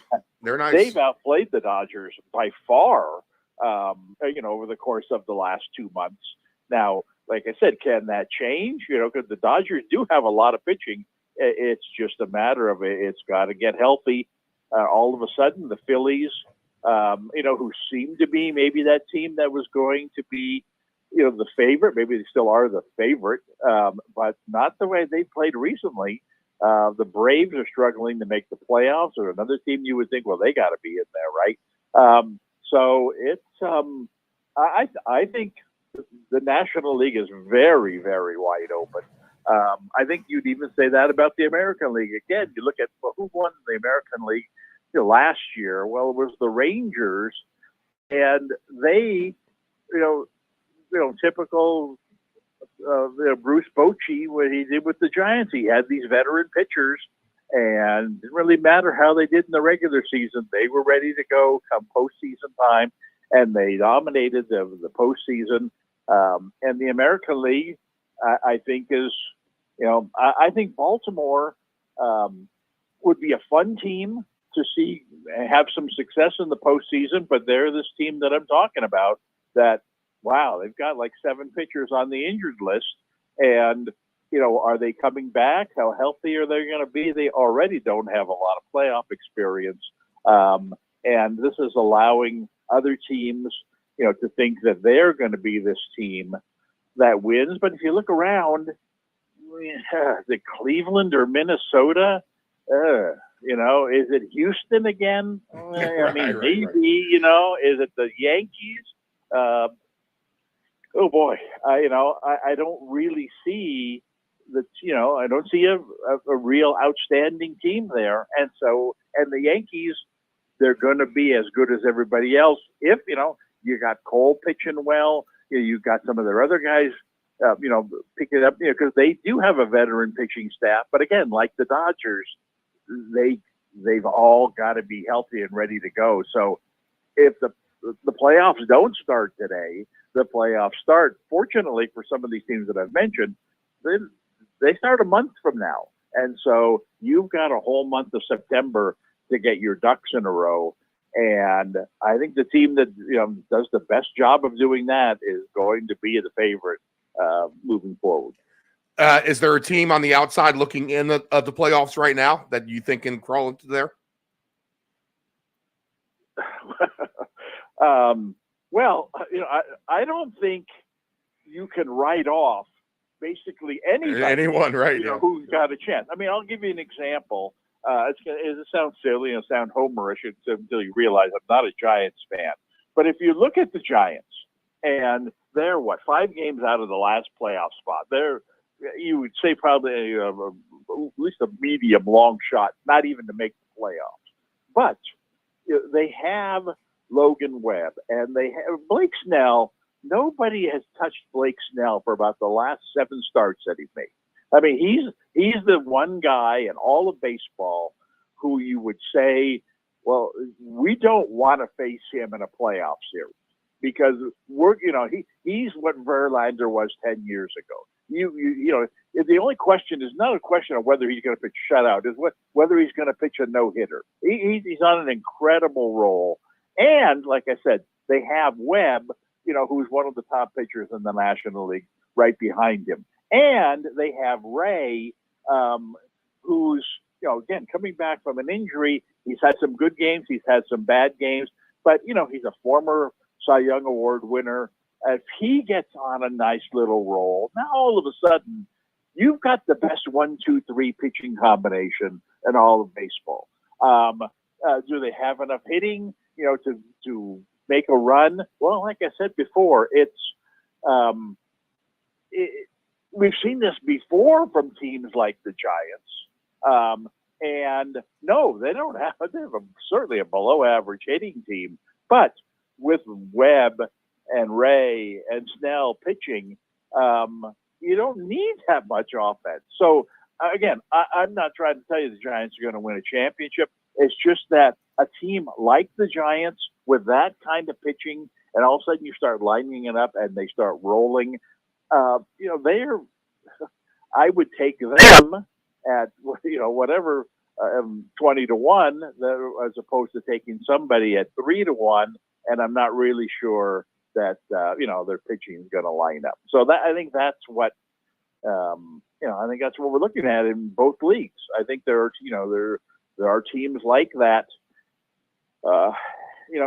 sitting out there in both leagues, just waiting to get on that nice run. And I mean, literally, it can be any of 6 or 7 of them. And from in your world, you know how that is. You don't want to be on the 3-1 shot when there's the 20-1, the 30-1 shot that's got more momentum going in the area that's most important in the postseason, and that's pitching. The Giants are plus 1160 to make the playoffs right now. Yeah, and that's just to make the playoffs, right? But and that's the thing, if they get in, what'll have prompted them getting in is an amazing run of pitching over the course of September, and which I think is possible. Okay, and so I think those are very generous odds to get in. Now, part of that is their schedule is pretty difficult in September. But a lot of it's just because there's so many teams involved in the playoff race that they're all playing each other. It used to be in the old days. Well, September we play all division games, and if you're lucky enough to be in the bad division, then you make up ground on everybody in the wild card race. Well, there's far less of that this year. They completed their season series with some of the division teams, and I think even the Dodgers might be one of them. And so these teams are all going to be playing each other, and that's good for the teams that are behind because they got a chance to catch up. And like I said, if the Giants make the playoffs, it's because they've got all their ducks in a row in terms of their pitchers. And if that happens, on the day the playoffs start, people are going to look at them differently and say, whoa, they're pitching, their pitching's on a roll. They're going to be 8-1 on opening day of the playoffs to win the World Series when they're 11-1 today, even to get in. And so, this is the time to pick a team. Not just, 11-1, like I said, is very, very generous price to get into the playoffs. I'd look at them to win the World Series today because their odds to win the World Series today, based on what you're saying there, it could be 50-1. But if they get in on the first day of the playoffs, they're going to be 8-1. So here's your chance to do what you do so well, and that is find that long shot. We're doing it as we speak. Okay, so I'm gonna give you better than that just to win the National League at 70-1. Oh my, yeah, okay. And then 150-1 to win the World Series.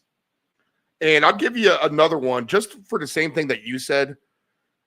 And in baseball, I don't see many teams having a distinct home field advantage. You might get that in Wrigley. You might get that in a place like St. Louis come playoff time. Maybe even Fenway, but not with that left field wall. But I think with the weather alone, that gives the Giants a good advantage. They're kind of used to that cold September night, right? And then on the same front, and with the good pitching, I'll give credit to at least the Mariners. Their hitting's atrocious. But as far as pitchers go, I think they're as good as it gets, the Seattle Mariners in the American League.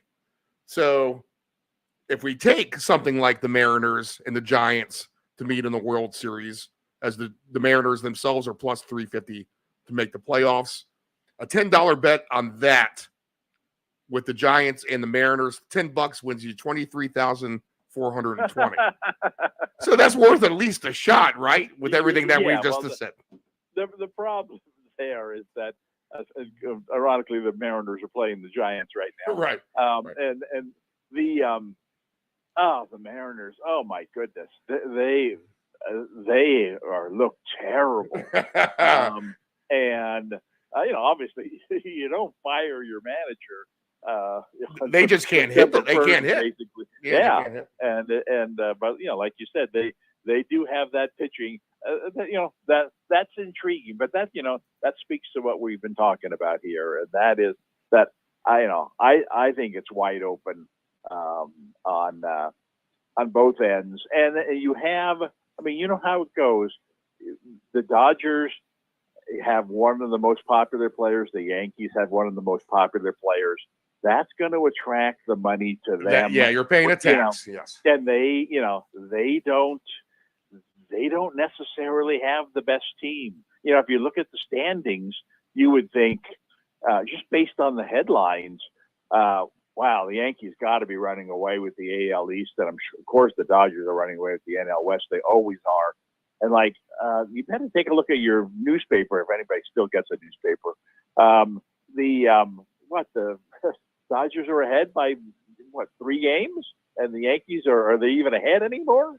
And so they're no sure thing to even win their division, and you're paying a premium like they're some kind of this team that's definitely going to be there. Heck, they may not even have home field advantage in any of these series. So, it's time to look at the other end of the odds spectrum. All right, we'll get a little New York San Francisco matchup here in week 1 of the NFL. So let's talk about the 49ers real quick. They finish up their preseason. They tie your Oakland Raiders 24-24. No, I didn't see the end of the game, but I heard it. It was pretty wild with a bunch of laterals trying to win the game at the end. Maybe you saw that. Maybe you. It was a unique finish that you see in college football, but not in the NFL very often. At one point when you see I think it was their center has the ball in his hand, and he's at the 20-yard line, and he breaks a tackle, and now your TV screen, it shows no defender in front of him. It's like, you've got to be kidding me. This is the way the game's going to end. But then he gets inside the 10 or whatever, and then he gets tackled, and of course he tries to fumble it away and what have you. But very unique. Odd night, by the way. Not that anybody cares other than outside of my neighborhood. Odd night in occurrences last night in sports. I don't know if you caught this on Sports Center. They did a good job of capturing it during the game. This is one thing baseball does well is they what's going on in the stands, they tend to have a pretty good feel for. Right. But in the A's game last night, in the first inning of the A's home game last night against the Brewers, this kid makes a nice left-handed kid. We brought a glove. He's sitting with his dad. Foul ball, top of the first inning, foul ball back behind first base dugout, pretty high up. Kid makes a nice catch, steps in front of his dad, makes this nice catch. They catch it on TV. Everybody gets a chuckle out of it. Sign him up, all the cliches, whatever.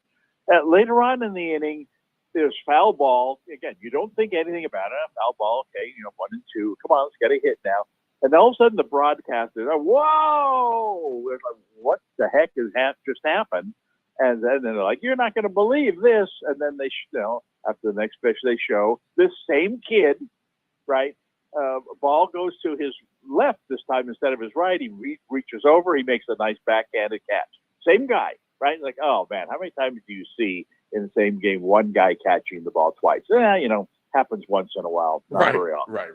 Couple pitches later, foul ball, and now the broadcasters are going crazy. Oh, you're not gonna believe what just happened. And then they show it, and this kid, same kid, foul ball, kid jumps up. I mean, makes a really nice jumping. There's not that much room in front of your seats in a major league stadium. He makes this big jump, reaches up, backhands this ball over his head. Three balls in the first inning. Yeah, never seen that. Never seen that. You make a joke about, well, there's only 17 people in the stands. There's the A's game, so the odds are better. Right. But I called my wife over. You've got to see this. Or, come on, I'm watching the convention or something, important to her. Trust me, you've never seen this before. And so weird occurrence there, then weird occurrence at the end of the 49er game, which of course fortunately happened after the baseball games were over, so that if you were watching baseball like I was, you could still have a chance to flip over the meaningless last 5 minutes of the 49er Raider game, which in the end didn't turn out to be meaningless. It's kind of fun to see how that game ended. So anyway, that was my world last night. Right. Well, I'll say this: baseball really does do a good job of giving you something kind of different almost every day. That if there's a category on Jeopardy, I've never seen this before. I mean, it would be dominated by the sport of baseball, right? Yeah. There is, and that we can criticize, rightfully so, about how they don't take advantage of their superstar players, but there are some things that they do well. Okay, all right. Well, what are your major concerns with San Francisco? I know it's probably injuries would be number one overall, I think, because you guys are pretty banged up out there. But what team isn't at this point already in this early season? But what would besides Ayuk as well, and maybe with Dotson going to Philadelphia, we'll see if that actually happens, or maybe there's even a sleeper team you think might get into the mix now as well. I guess you can answer that. But what would be your major concerns for San Francisco as they get closer and closer to week one, 2 weeks from Monday? I don't think there is a concern. Okay, good. To be honest with you, they've really improved their depth, especially in the defensive backfield.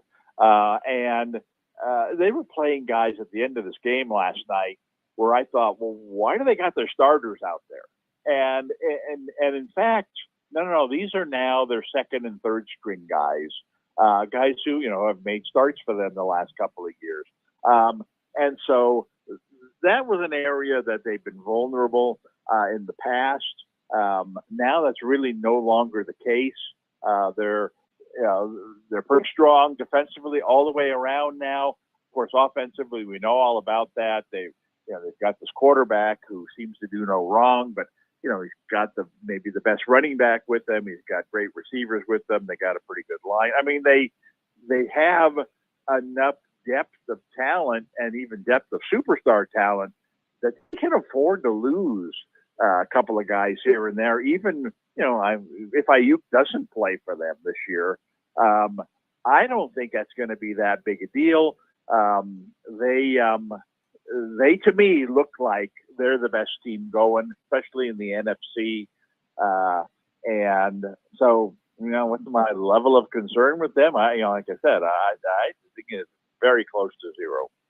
Would you share that same sentiment with Kansas City in the AFC? No, I wouldn't share that with Kansas City. They're a team that, especially last year, if I can remember talking to you of late in the season or even going into the playoffs last year, that this team does not, I think I've probably predicted maybe multiple times that this team was not going to win the Super Bowl last year, and then they did.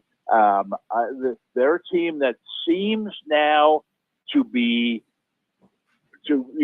going by the old motto that just show up in January and we'll be fine. Right. And that's dangerous. They were no better than. They weren't even as good as a couple of teams last year in the regular season. I think the AFC has a great depth of talent as they did last year as well. Now Kansas City was able to deal with it all come January, but they weren't able to deal with it before January. And they lost to the Raiders last year. They lost opening night last year. There are a lot of teams out there that I think are able to beat Kansas City in the regular season. Now, can these teams beat them in the postseason? That's a different story. But if enough of them beat Kansas City in the regular season, then they don't have home field in the playoffs. Which they overcame that last year. So I think that their path to get to the Super Bowl is far, far, far more difficult than the 49ers path.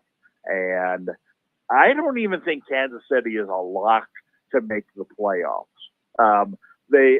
Their way in is by winning their division because the division is not very strong. But that's dangerous. That's, now all of a sudden you're like the NFC South. Well, somebody's got to make the playoffs.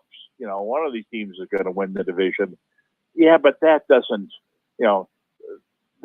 mean you're a good team or that you belong or what have you. I think they're a team that could lose 6-7 games this year in the regular season, which opens the door for a team to beat them in the division, unlikely, but certainly puts them in a position where they're going to be at a disadvantage come playoff time. So I do not feel the same way about Kansas City. Okay, we'll transition that into something that we brought up last week that we would do this week.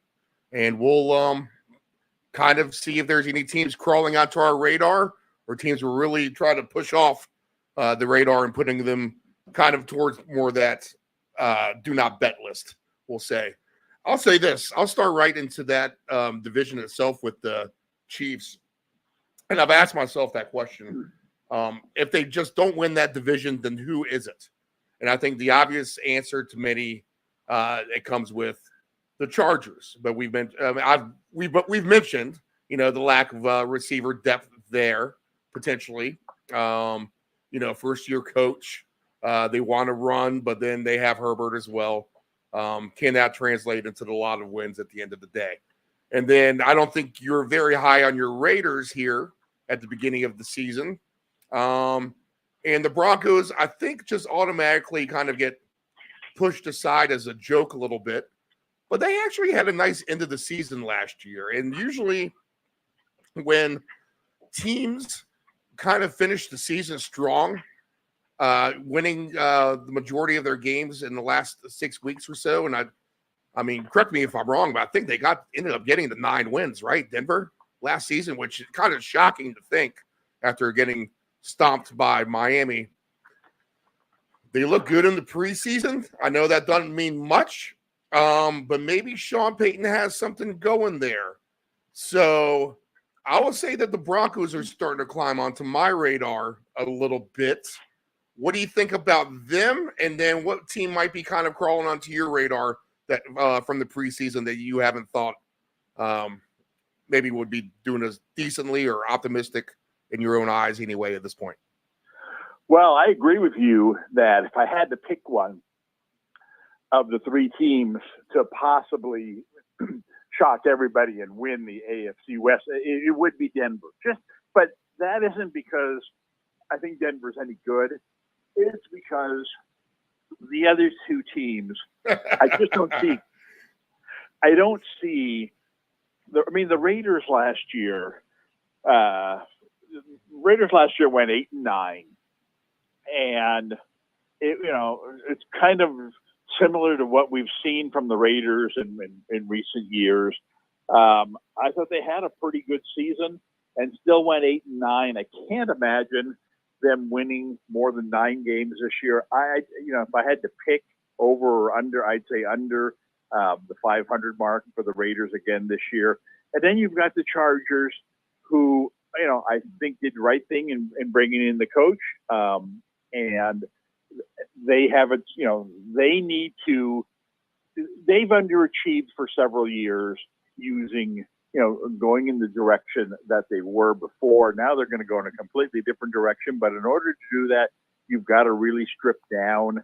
And so I wouldn't be surprised if the Chargers were closer to the bottom of the league than they would be to the top of their division. So I don't think either one of those teams has much of a chance, which leaves only Denver. Now, Denver last year, they also went 8-9, by the way. But right. Okay. It was... to me, it was the opposite of the Raiders.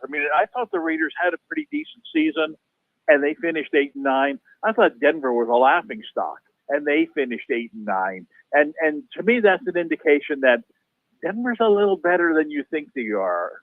You remember the Denver game where they still allowed 70 points against Miami. You remember some of their games that they won 3-0 or whatever it was. The low-scoring teams. Well, they're not that team anymore necessarily because they've moved on from their quarterback, but most importantly, like you said, they've got this coach who's been trying to build something quietly without a quarterback. The last couple of years, and now, have they found themselves a quarterback? I think their pieces around the quarterback are a little bit better than what they've been in the past. I'm not saying that I think Denver is going to win 11 games, but, they did win 8 last year. Could they win 9 this year? Could they be really lucky and win 10? I take a shot with that before I would take a shot with the Raiders and Chargers. All right. So 20-1 to win that division. Is that worth $10 to you?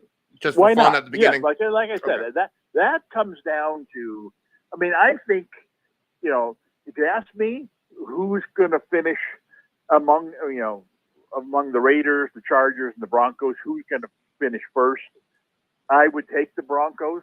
And so if that makes them the team most likely to be in a position to take advantage if Kansas City were to flop. And like I said, Kansas City lost 6 games last year. It doesn't seem like it. All you remember is that they won the championship. Well, they lose in the regular season, 3 games. No, they lost 6 times. And I don't think they're better this year. I think they could, like I said, they kind of see now that why are we really pressing it in the regular season when we can just wait till January? That kind of attitude gets you beat. And I wouldn't be shocked if they were 10-7 this year. It's only 1 more loss than last year. And if something were to happen, and maybe they took another step backward, I think Denver would be that team, the most logical team to beat them. So, yeah, that seems like it's far-fetched to me to think that somebody's going to beat Kansas City in that division. But if I had to pick one, it would be Denver. Okay, and I think I can even do you one step better here because what we can bet is the exact order. We can take Denver first, Kansas City second, and then we can probably sprinkle a little bit on both after that. Take the Raiders for third, Chargers fourth at 60-1, and then we can flip-flop the Chargers and the Raiders for also 40-1. So we're now taking Denver, basically, if we believe Kansas City can finish in second place at a minimum of 39-1. Yeah, that to me makes perfect sense because Kansas City is, if you're going to, take a shot with Denver, well, that Kansas City is going to finish second. Right. Right. Why not slot them in there? And then, like you said, well, then it just comes down to predicting the proper order between the Raiders, and the Chargers. And I mean, there was a 3-game difference between the two of them last year. I don't think the Raiders are necessarily worse than they were last year, but you could argue the Chargers are going to be. And so, I wouldn't even hedge there with the flip-flopping 3 and 4. I think the Raiders will finish ahead of the Chargers. So that would be my. I go with one ticket: Denver, KC, Vegas, and Chargers, and go with whatever you said, 60-1. And that's. I mean, if you're going to take, the 10-1 or whatever you said, 20-1, whatever it was on Denver to win the division title, well, why not just add these other 3 teams where it seems kind of obvious to me that this is the way they're going to finish if Denver finishes in first, and then you triple or quadruple or whatever it is your odds. So that's a nice add-on there. Okay. Your experience is paying off in this Right. Thank you. I appreciate that. Okay. Team that you probably thought in your mind, there could be kind of garbage or, I'm not expecting much. Now you're like, okay, I'm going to backtrack on them a little bit. They're kind of growing on me a little bit. Do you have one of those? Well, and if we're just talking about the AFC right now, so focus on that. Okay, focus on the AFC if you like, Okay. but you can open it to whoever. I look at the AFC East and don't see a real contender there. I think the Jets are certainly moving up. Buffalo's certainly moving down, and I'm not sure Miami can really be trusted at that level. So I'm throwing that division out. The Central, which you've got four competitive teams there. People want to say Cleveland has a chance to move up, but that division is so tough that you're going to get losses in that division that some of these other teams don't get in their division, just by the fact that you're playing Baltimore twice and Pittsburgh twice and Cincinnati twice, and so I'm not, I don't see how Pittsburgh this year is going to continue this streak of being over 500. I think they're clearly the worst of the 3 teams in that division. But picking the surprise team or whatever there, just too many pretty good teams in there. So I'm going to go down to the fun division in the South and try to figure out, well, is there a team there that could surprise? Well, Houston's no longer a surprise.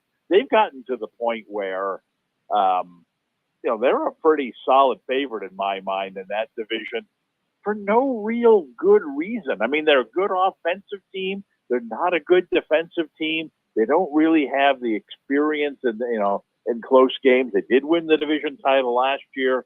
But Jacksonville, which you would say was a disappointment last year, they were 1 game behind. Indianapolis, who didn't have their quarterback, they were 1 game behind. So I think that division, there's a possibility there that somebody's going to jump up and win that division. It's not going to be Houston. And I think that could be Jacksonville. They're a team that has been on the radar for many years. They haven't, I guess you would be considered a disappointment, generally based on the fact that they drafted this kind of generational quarterback guy, and that hasn't really turned out. But I think they've made positive strides, and they have become, in my mind, a pretty good team in a pretty mediocre division, where you don't have to be great in order to. I mean, Houston won the division last year, and I don't think they were any great shakes. And I think Jacksonville has every right to believe that they can win that division this year. And I still really like the quarterback. I think they've surrounded him now with better personnel. They have playoff experience. They have the experience of having high expectations. I don't know. My pick to kind of come out of the clouds and be a surprise in the AFC this year would be Jacksonville. Oh, okay. All right. That's a good one. And I think that's a team that I've kind of pushed aside myself that I'm starting to buy back on as well. Like I said, this is a team that if you look at their history in recent years, they've been pretty consistent. And you know how it goes in sports and in football in general, that when you're making positive strides and you either make huge strides, kind of like Houston has, and then you wonder, wow, where are they going? Are they, do they have more in them, or is this just kind of an aberration? Are they taking advantage of, poor, a weak schedule or whatever it is? Or you can take a team like Jacksonville and just kind of look at them like, they made the playoffs. They added a couple of key pieces quietly. They made the playoffs again. They've solidified their weaknesses. They had a couple of down years, but down years for them are 9-8. In that division last year, you'd say, wow, they disappointed last year. They lost the division title by 1 game. And like I said, I think that they have this wild card, this quarterback who could be as good as any in the league to get the nice thing going. Not that you want to read a whole lot into the preseason, but they've had a really nice preseason. I think they go into the season with some momentum. I think they go into the season with a much more solid foundation on their team than a lot of these other teams have, because they've been there over the years. They've seen what failed them come in the clutch in the last 4 or 5 years. They've tried to fix those problems. They're not great. You don't have the superstar players basically anywhere, but I think they're a much more solid team than they've been over the course of the last 4 or 5 years. And now if you get the superstar quarterback rolling, you've got a chance. So that, this is why, I think that they'll be there in the end. I think Tennessee can have some offense too. I mean, I think a wide receiver, they definitely have some talent there. They're going to have a good running game. Let's see, the quarterback is going to have to prove it for sure. And then Indianapolis, just for the sole fact that they're indoors, they have that indoor type of stadium. This division amongst each other could be kind of like an old school Pac-12 shoot them out kind of division. Could you see that? Absolutely. I think it's definitely headed in that direction. The irony is the team that's not really headed in that direction is Jacksonville. They're, to me, a much more solid all-around team as opposed to Houston. I mean, you could argue Houston's the most dynamic offensive team in football right now. Right. We've already bet that. Yep. Yeah, Indianapolis, if their quarterback can stay healthy, is going to be a unique offensive team that's going to be tough to deal with. And then, like you said, I think Tennessee is way better offensively than they've been in recent years. And so, yes, I see that, and that leaves Jacksonville, which, like I said, has the great quarterback going for them. So I agree with you. I think that this division is going to be a sneaky high scoring division, especially early on before teams catch on to Tennessee, who kind of reminds me of where Washington was at the start of last year. I remember Washington in the first couple of weeks last year put up big points and gave up big points, and then you realize, wow, this team's got a real nice thing going offensively, and then it all faded away over the course of time. I think Tennessee is geared up. They're no longer Henry up the middle, Henry off tackle, Henry, right and left and punt the ball and we'll win in the trenches kind of a team.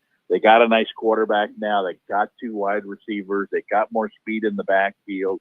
They're a much better offensive team than they've been, and I think that will you take that offense up against Houston or against Indy early on, you're looking at, one of those first teams to 30 wins. I heard an interesting bet someone made this morning, and it kind of made me think. And it does make sense in the way, and it's one that no one's going to think about, to be honest. But just from the sheer amount of passing, and unless he gets injured, he's going to play every game. And he's got a ton of receivers. He's going to try to spread the ball all over. But C.J. Stroud is paying 48-1 for the most interceptions. Could you buy on that a little bit?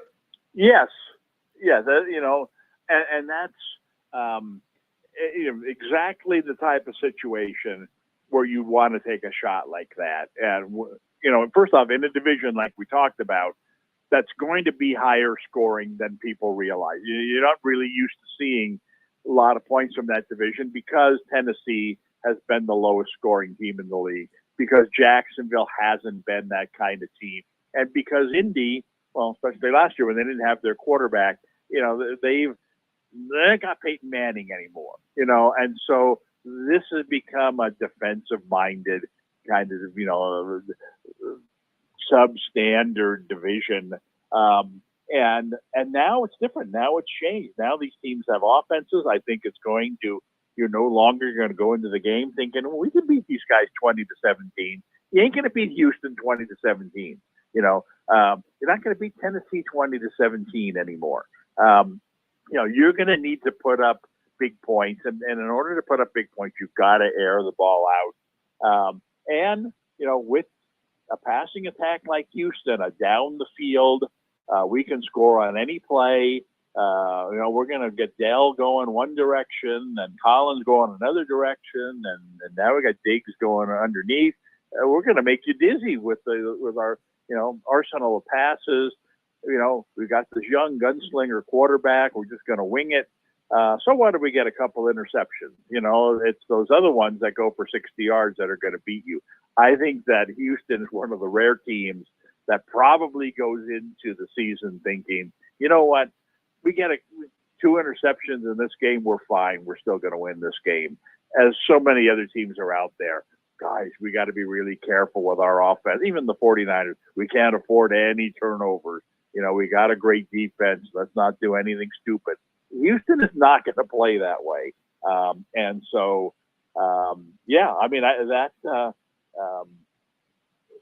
That all makes sense to me. It's not just the sheer number of passes that they're going to throw, but it's the number they're going to throw downfield, down into double coverage. Oops, I didn't see the safety coming over. Right. Oh, well, so what? That was I threw it 50 yards. They intercepted it as good as a punch. We'll come right back next time. We'll throw another one, and we'll complete this one. We'll go for a touchdown, and everything will be fine. So I like that. I think that's the combination. I think Green Bay, is a team that's very similar to that, and that is right. They're going to take their chances throwing the ball down the field with a young quarterback. And that's going to look good sometimes. It's going to look bad at other times. But if you're confident that you can overcome it, and you're just going to keep throwing it, which I think both of these teams will, I think that both of these teams are going to rank very high in touchdown passes and in interceptions. Okay, we'll get back to some more odds stuff after the fantasy. But let's get to that. And I did a mock draft for myself this week. I just wanted to get an idea where players were going in an actual live draft, see who I could scoop up. And almost from the start, I felt like I had to start over, Dave. And this is going to be a good lesson for everybody. And I don't think I've ever really heard this advice given out too much on any kind of show. I'm sure someone has talked about it at some point in detail. And maybe this is very underrated to you, but there is a huge difference in the world, people. You should not be drafting on your telephone. You need to be doing it on a laptop, on your desktop computer. The mobile apps don't give you nearly the artillery that a real computer would when you're doing this kind of thing. Stuff's not easy to find on some of these mobile apps. And for etc. Well, what do you have to say about that first off? I agree 100%. Yeah. I am as experienced a fantasy player as there is in the world. Okay. And yet I made, what turned out to be inconsequential, but what could have been a critical error last year, just based on the whatever, Right. of That's fine.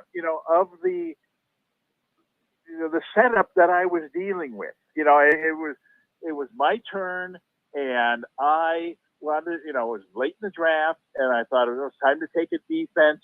And here I am, old school. I printed out my own rankings, and I scratch off the guys as they go. I'm unaware that basically the program on the computer does that for me as well. And so it came time to take a defense, and I looked at my sheet, and I saw the 49ers defense hadn't been taken. And I thought, that's weird. There's been 4 or 5 defenses taken, and I think they're as good as any. I'm going to take them. So then I went over to now it's my turn. And, you start planning ahead, but it's late in the draft, and now people are making picks within 5 seconds. And next thing you know, I'm on the clock. And I didn't even notice it for about 15 Yeah, seconds. and usually the little bell goes off not when your pick comes up, but maybe 5 seconds afterwards or something like that. Yeah, and so right, and so it's now I'm under a minute to make a pick. No problem, because I got a team in mind, but I gotta click to them, and which button do I push, and which, okay, here it is. Here's the defenses that are available. I click on it. Oh, doesn't show the 49ers are available. Is that right? Maybe they're ranked lower. I start looking, it's like this was my first draft.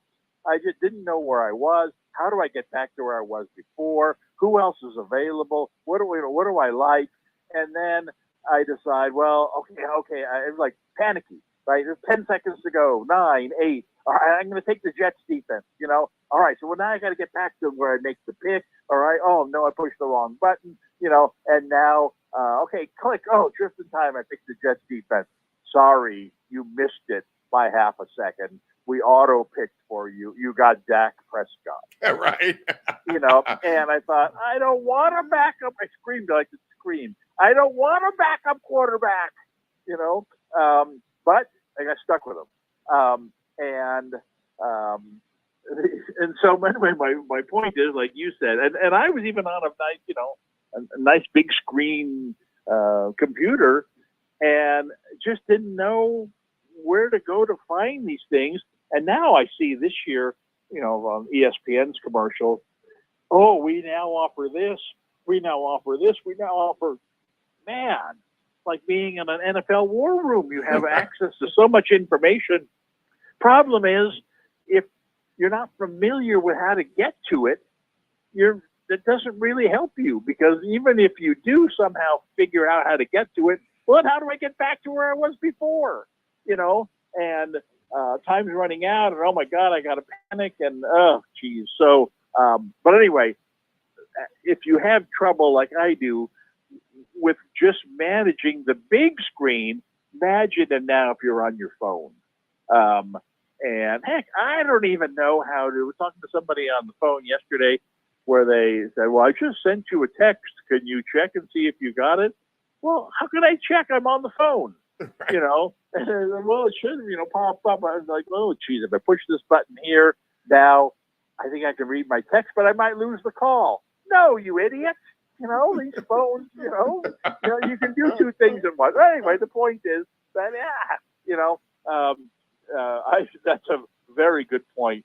I actually have one.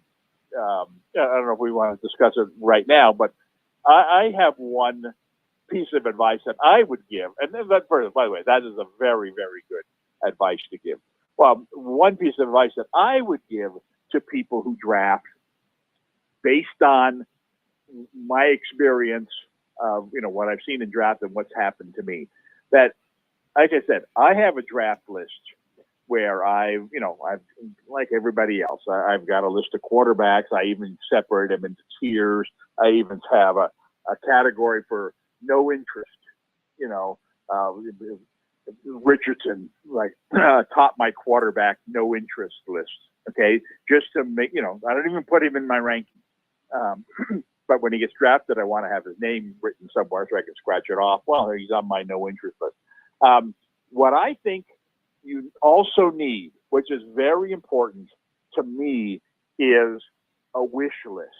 In other words, a list of about 12, 10 to 15 guys that you really want on your team this year. Now, you can't put I'd really love to have Jefferson and Chase and Robinson and, all the great McCaffrey and all the great players. No, I'm not talking about that. Be realistic. Think to yourself, who would I really like to have on my team? A couple of big name guys, a couple of mid-round guys, a couple of sleepers, and put them on a separate list, a separate sheet of paper or separate list, however you want to do it, because we all know that at certain points of the draft, it's going to come down to your turn. And as you look at your list that you've prepared, and you look at the top guy on the list, and you look at him, you say, oh, man, I don't want him. Well, A, why did you put him so high on your list in the first place? But secondly, if you don't want him, then what do? Well, I can look at who's the next guy on my list? Who's the next guy on the list? Well, what you should do, you've gotten yourself into the I'm only drafting guys I like mode. Well, if you know you're going to go into that mode, and everybody does, then why not have a list of guys you like? So that when you get to the situation where, okay, it's my turn, I'm gonna look at my guys of who do I like? Who's the top guy on that list right now? Oh, it's Ridley, Calvin Ridley. Okay, yeah, man, I'd really like to get him. He's probably not going to go for another couple more rounds, so I don't need to take him yet. Okay, now go back to my regular list and let's draft that top guy. So that when, like I said, when the inevitable happens, where you start drafting with your heart rather than your brain, at least you've created a list, of, okay, here are my heart picks. Because I know I'm going to make heart picks at some point. And here they are. That way you don't end up having to go through your whole list of players. Oh, man, I know there were a couple guys on here that I really wanted to get, but now I can't find them. Now I'm panicking. The time's running out. Oh, my God, I'm going to draft a guy I don't like. No. Look over at your list of your wish list. Wow, I really like Drake London. Hey, you know what? Hey, this is about time for him to go. Oh, man, I'm glad I reminded myself of that. And you draft the guy. And then, when you know how it is when you walk away from your draft and you look at your team, it's like, man, I like these guys. You may not have the best team, but if you walk away thinking, I'm going to enjoy rooting for these guys this year, then that's half the battle. So anyway, my suggestion, have a wish list, prioritize wish list by your side, because you will end up, it'll be very useful to you during your draft. And I'll add to that, because that has a lot to do with some of the confusion of the nuances of some of these apps, and that's the Q button. And the Q button you can almost use as that list. But the Q button is also confusing at times for who you actually are drafting as well.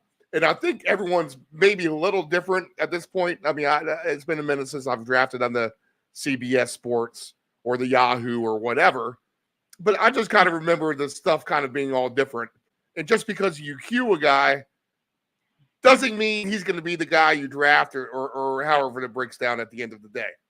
And I think a little bit of that, and I think that's why it's good to have a mock draft too, is you can get out some of the wrinkles before you actually get into a draft, and that prepares yourself. But the Q button, that's an interesting one too, as far as the confusion goes to me. I mean, do you have anything to say about that before I move on? Well, it's not something I've ever used. Right. And so I'm just afraid. I don't even put my, my draft order in a spot on the computer where the computer will, I ended up getting a guy, based on auto draft last year, where if I had my own list, at least it would have given me a player that I liked better. But that wouldn't have helped me either, because it would have probably given me another wide receiver or another running back when I needed a defense. Right. So I don't even waste my time, putting my own draft order, into the system. And I'm call me old school or whatever. So I actually print these things out and scratch them off by hand and what have you. But I do agree 100% with mock drafts.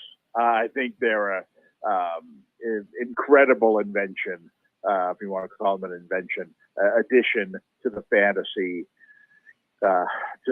world, because it really gives you an idea of, all right, and I think this is a good year for it, because there are some tough decisions in round one, and you have to decide for yourself, okay, if I take a running back here, what does that mean I'm going to end up with in the long run? Or if I take a wide receiver here, what's it going to, how bad are my running backs going to be? Or what are my options moving forward? And so you can try different strategies. I mean, obviously, if you go into a mock draft and you just pick your top team every time, well, that's not really helping you. What you need to do, and the good thing about mock draft is you might pick second, you might pick eighth, gives you experience at the different positions. But, the thing about the mock draft is you've got to go in with a philosophy of, all right, I don't care who it is, I'm picking eighth. My first pick's going to be a running back. Where does that lead to? What rabbit hole am I down now by doing that? And then you see, oh man, I really don't want a team with this guy as my best player. And now in round two, this is the best wide receiver I could get. I'd much rather have a team with a stronger wide receiver. Okay, good.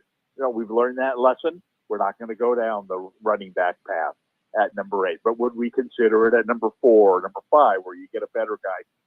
And the only way you're going to learn that is by going through these mock drafts. I think they're great. Okay. So, and I'm not even sure what exactly happened at the end of the day, but this is a 10-team draft, and they gave me, which I really like, and you can speak about this too, but I had pick number 10. And I like that. I like getting that back-to-back pick with the first pick in the second round, last pick in the first round. Because every time you come up, you get 2 picks. If you have 2 guys you're really looking at, now you can actually just take those 2 guys.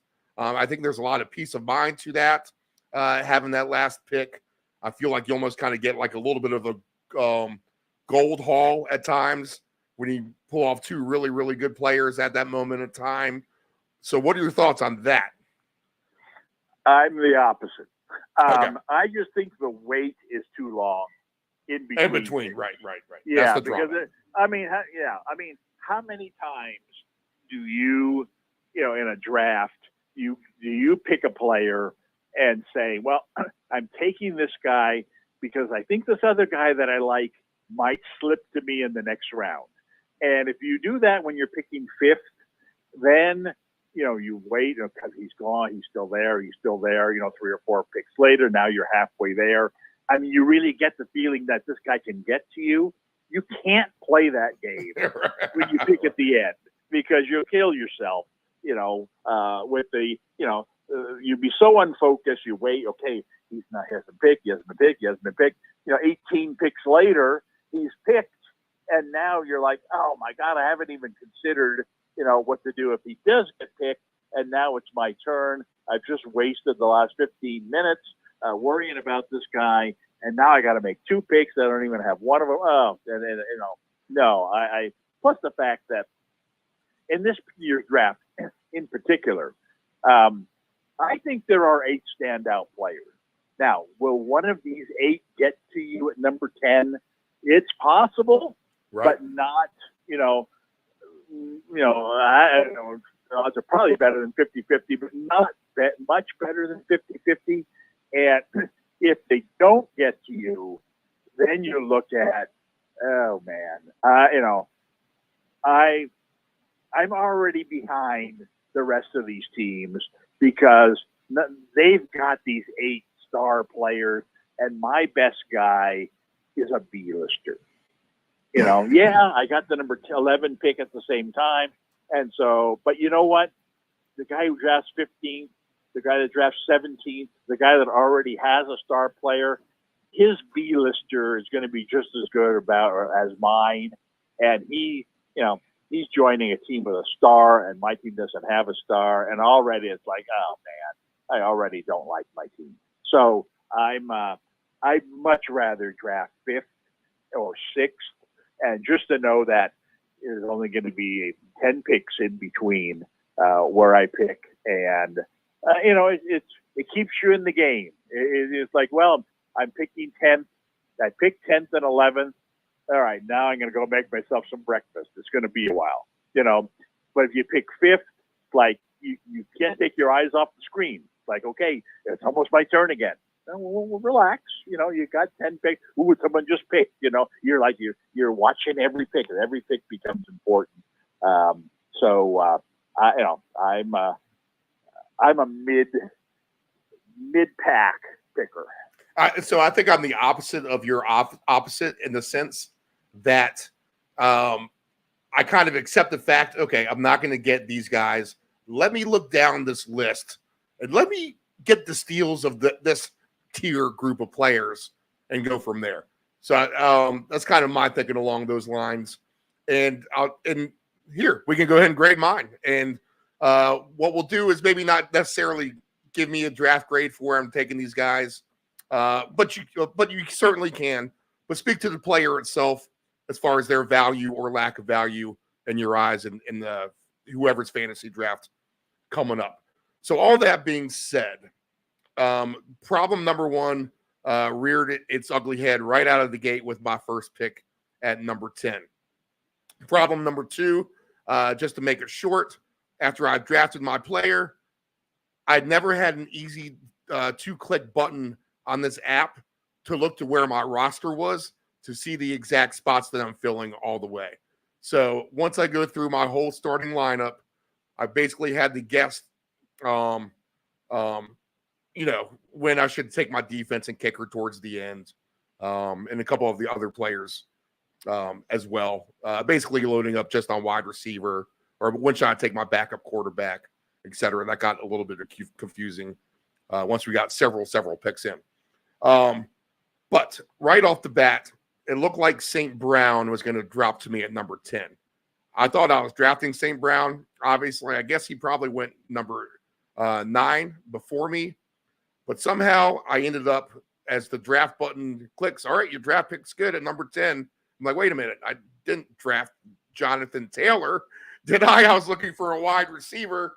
But Jonathan Taylor is the one I ended up with, the running back for the Colts, with my first pick overall at number 10.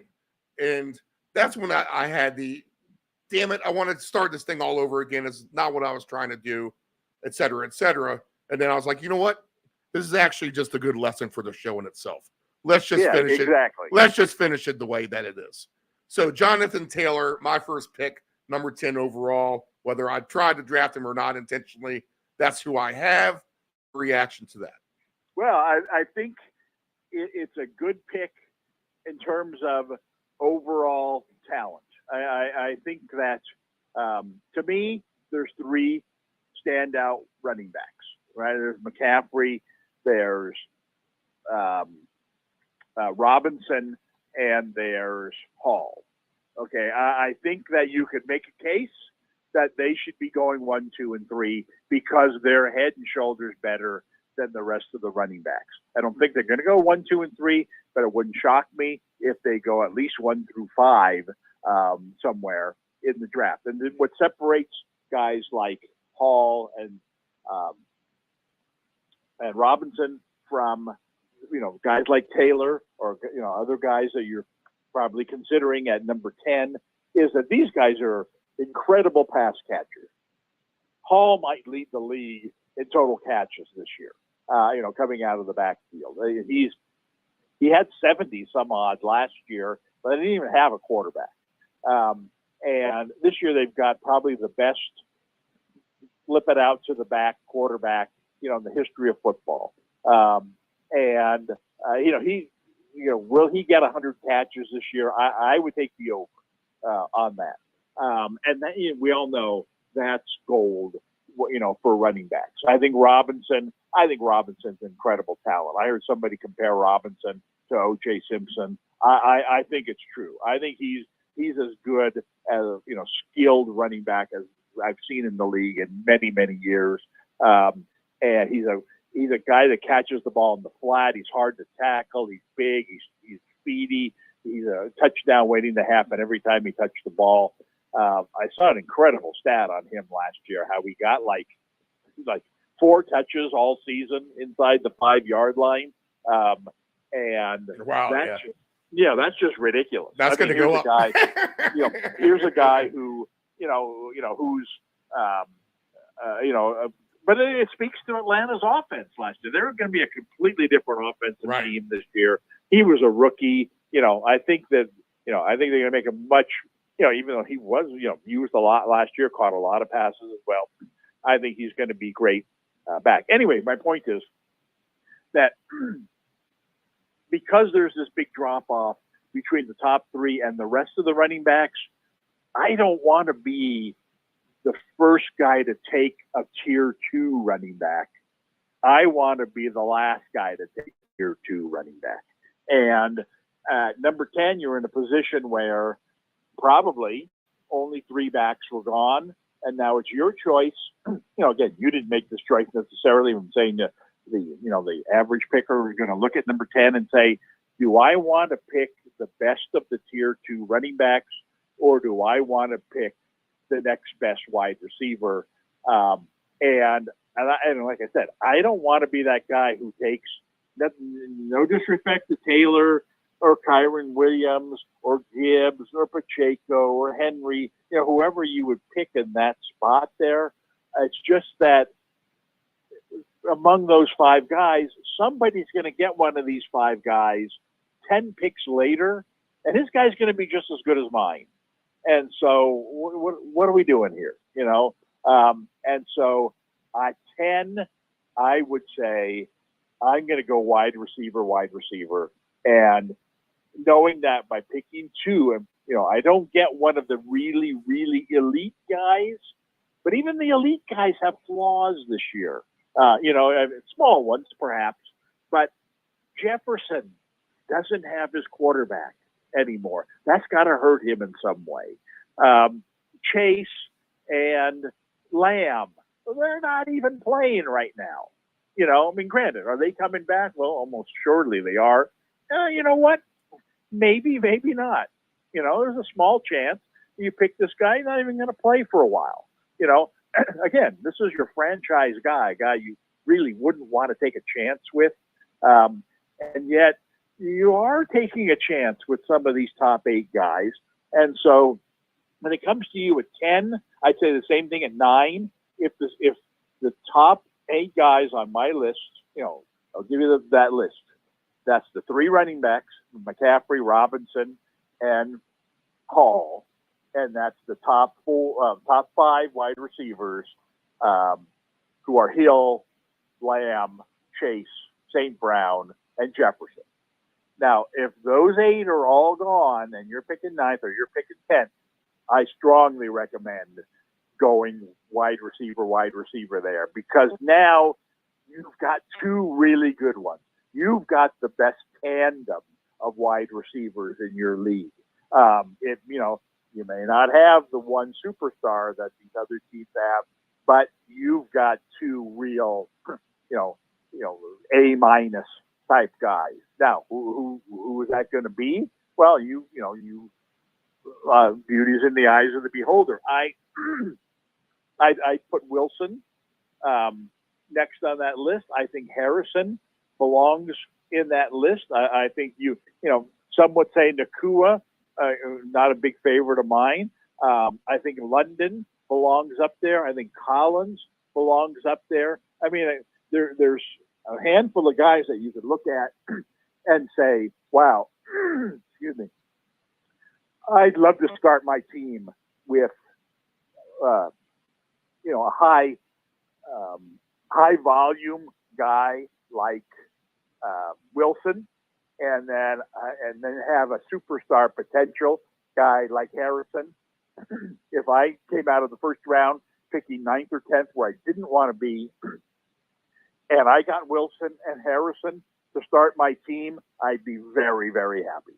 Okay, so with my 11th pick, and my focus was going to be go wide receiver with the next 3 picks. Garrett Wilson was my pick at number 11. Yeah, that's my fear at number 9. Who went number 9 yearly? Do you know? I think it was St. Brown. That's why I ended up. Oh yeah, so somebody. There's some surprise pick in that top 8 then that I don't think belongs there. But anyway, the point is that I think at number 9 there's a decision to be made as to if you want Wilson and you want Harrison, which one do you take first? And even if you think, man, I gotta have Harrison, he's a potential superstar, with the quarterback healthy, and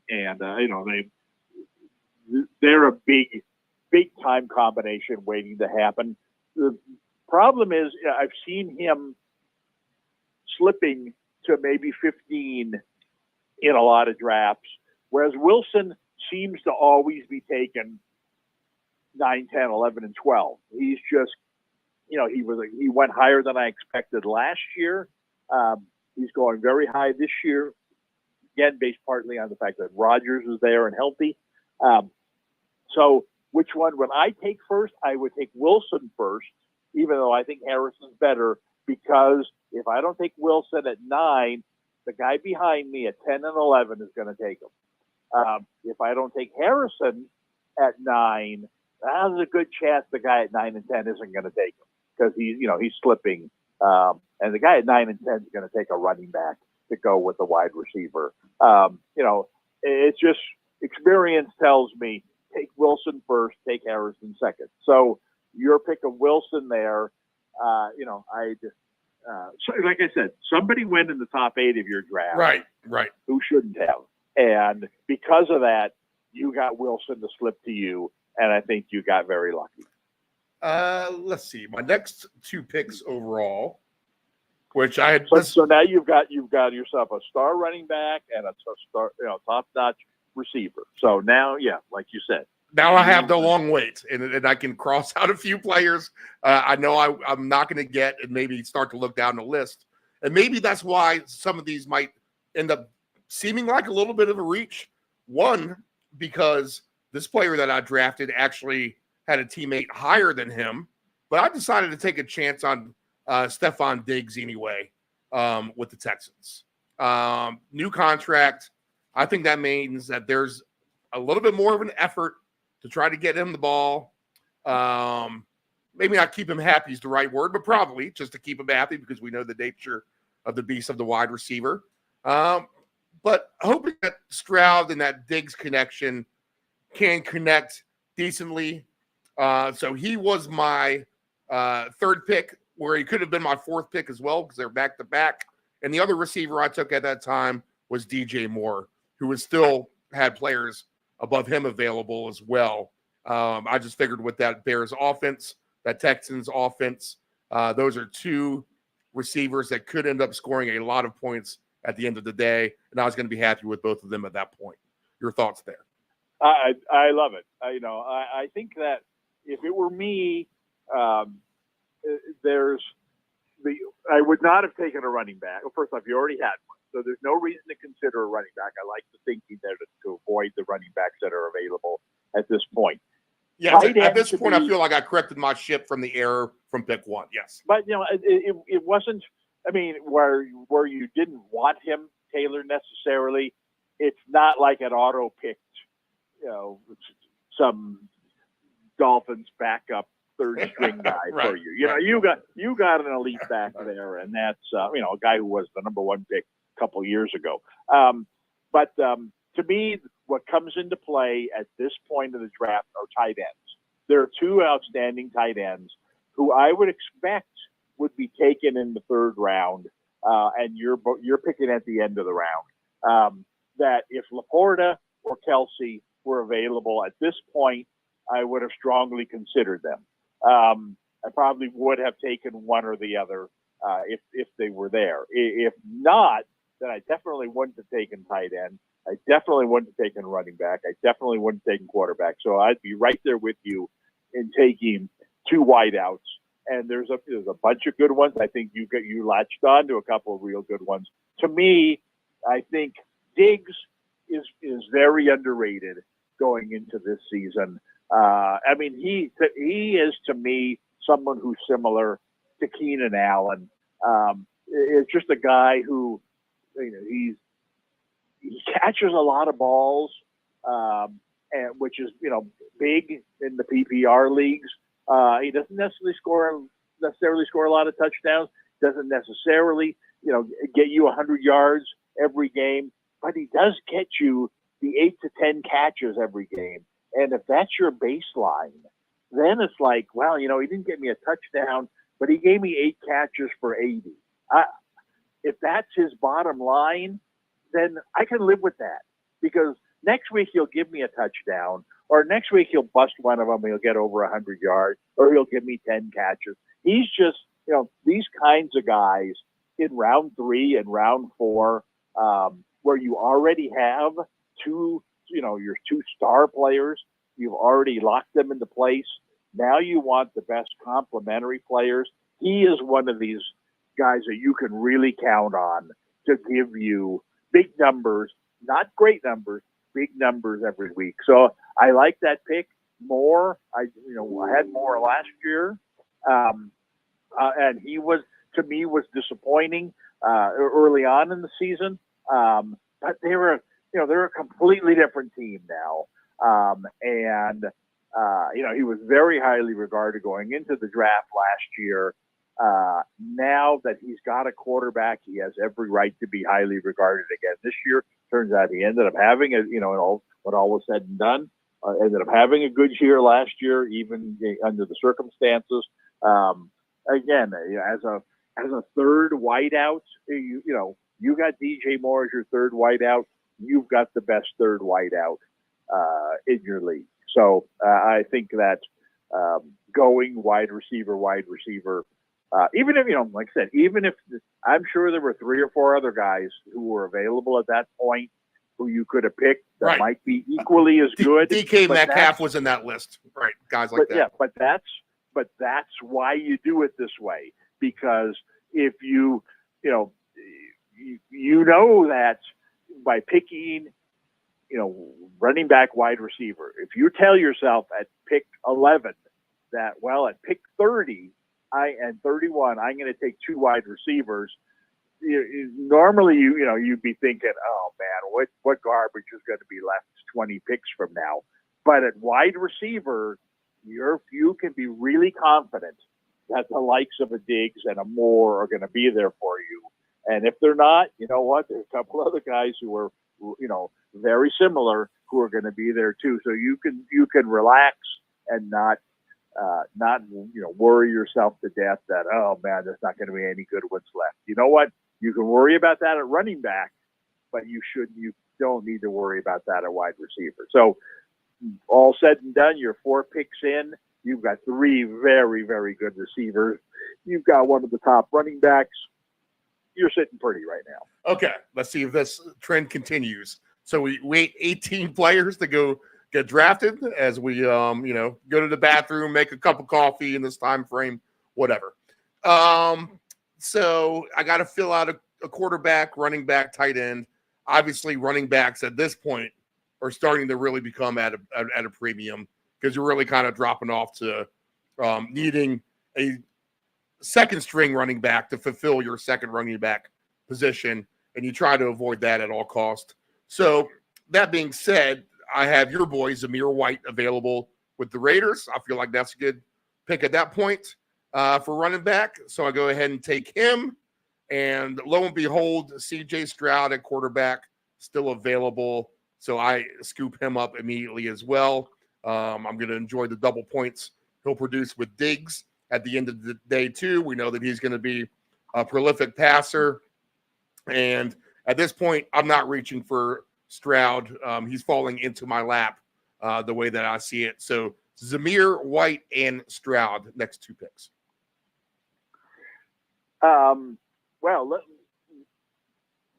let's start with the thinking now at this point. I mean, you've got your 3 wideouts. You don't need to take wideouts now for a while. So we're not even thinking about them anymore.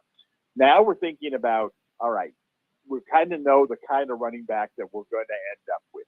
We're going to need now quantity over quality, which, the way that I drafted my running backs last year, I think that it's a good sound drafting philosophy this year, because I think that there's a lot of guys available around this point and later who can be good. The question now is, what do you want to do about tight end and quarterback?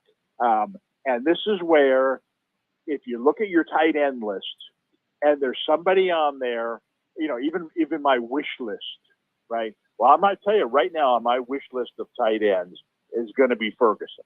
And at some point like this, I'm going to look at, okay, how many tight ends have been drafted?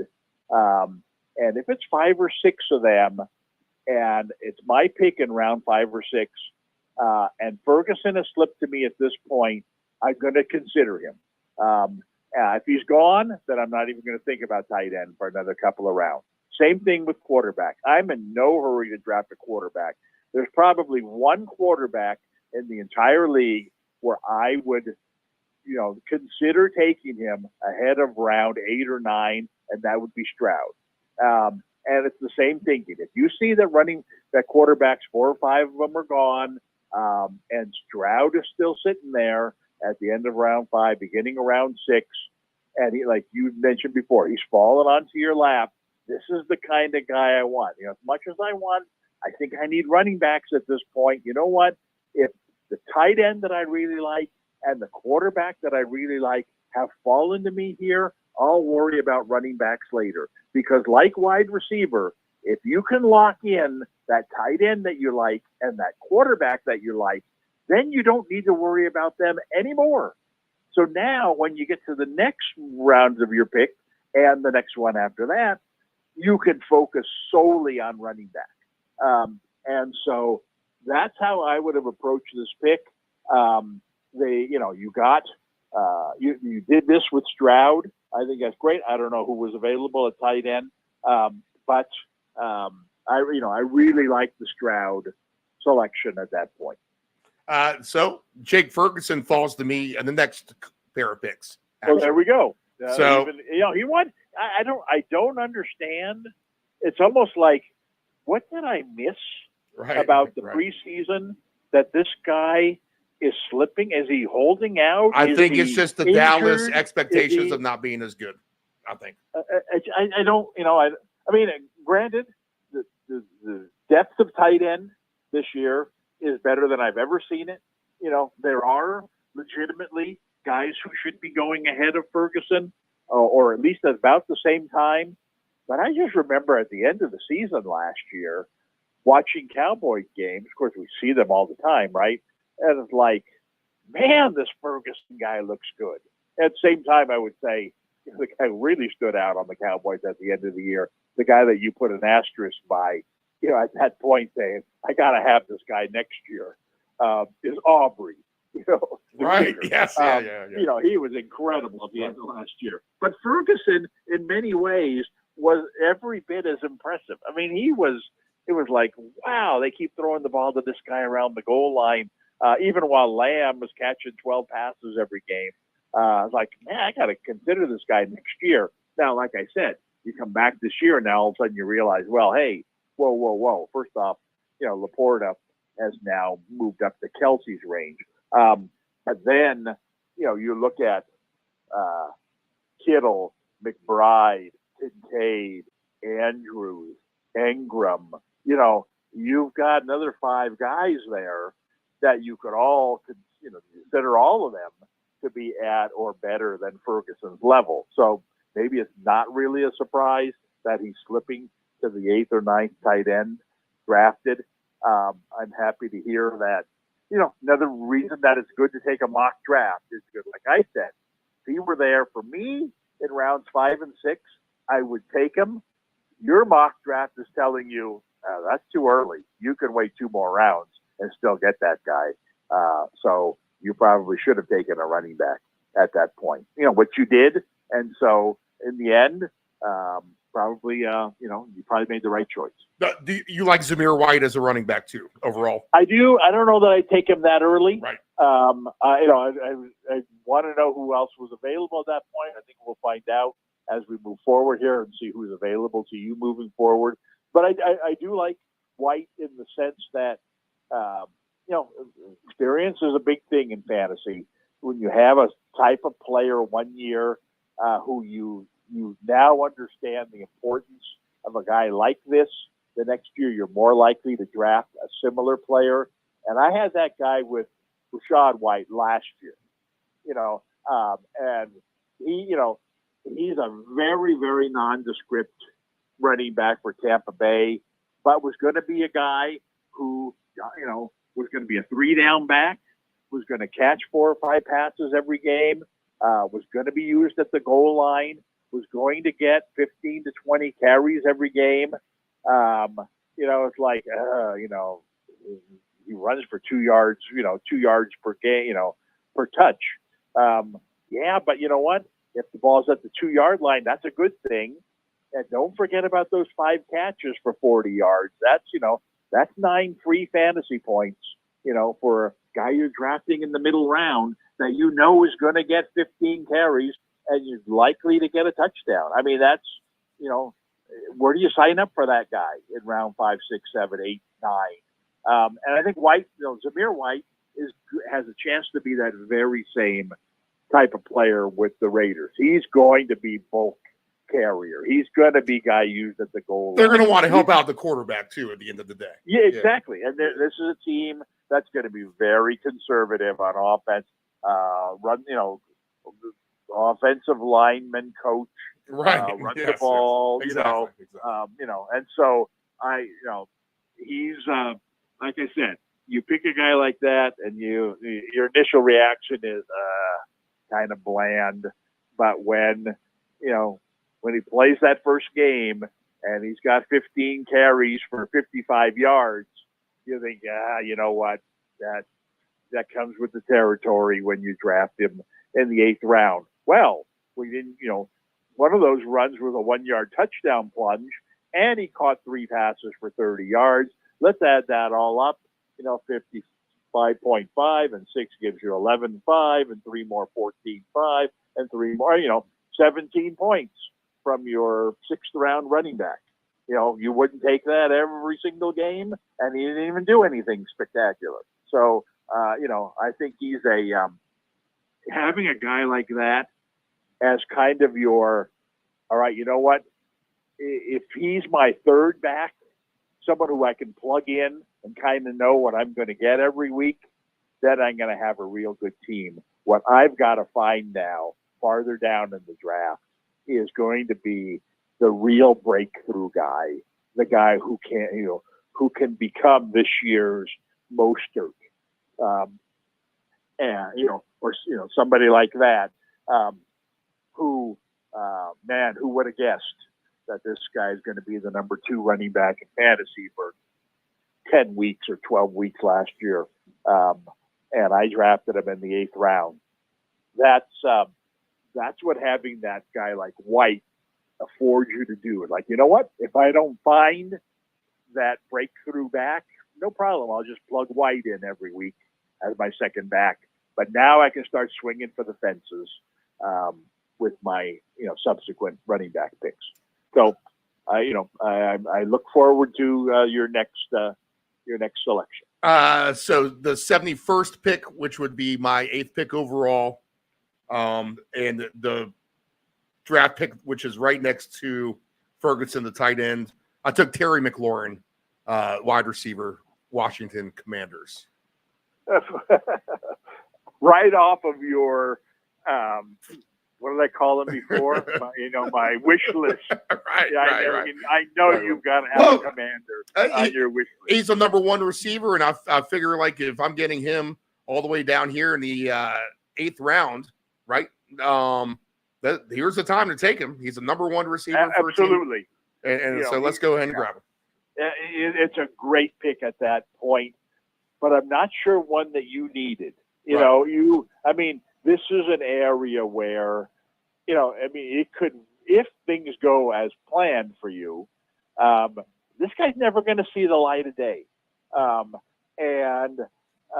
He could be the, 12th ranked receiver in fantasy this year and the greatest pick, of anybody ever made in round 8.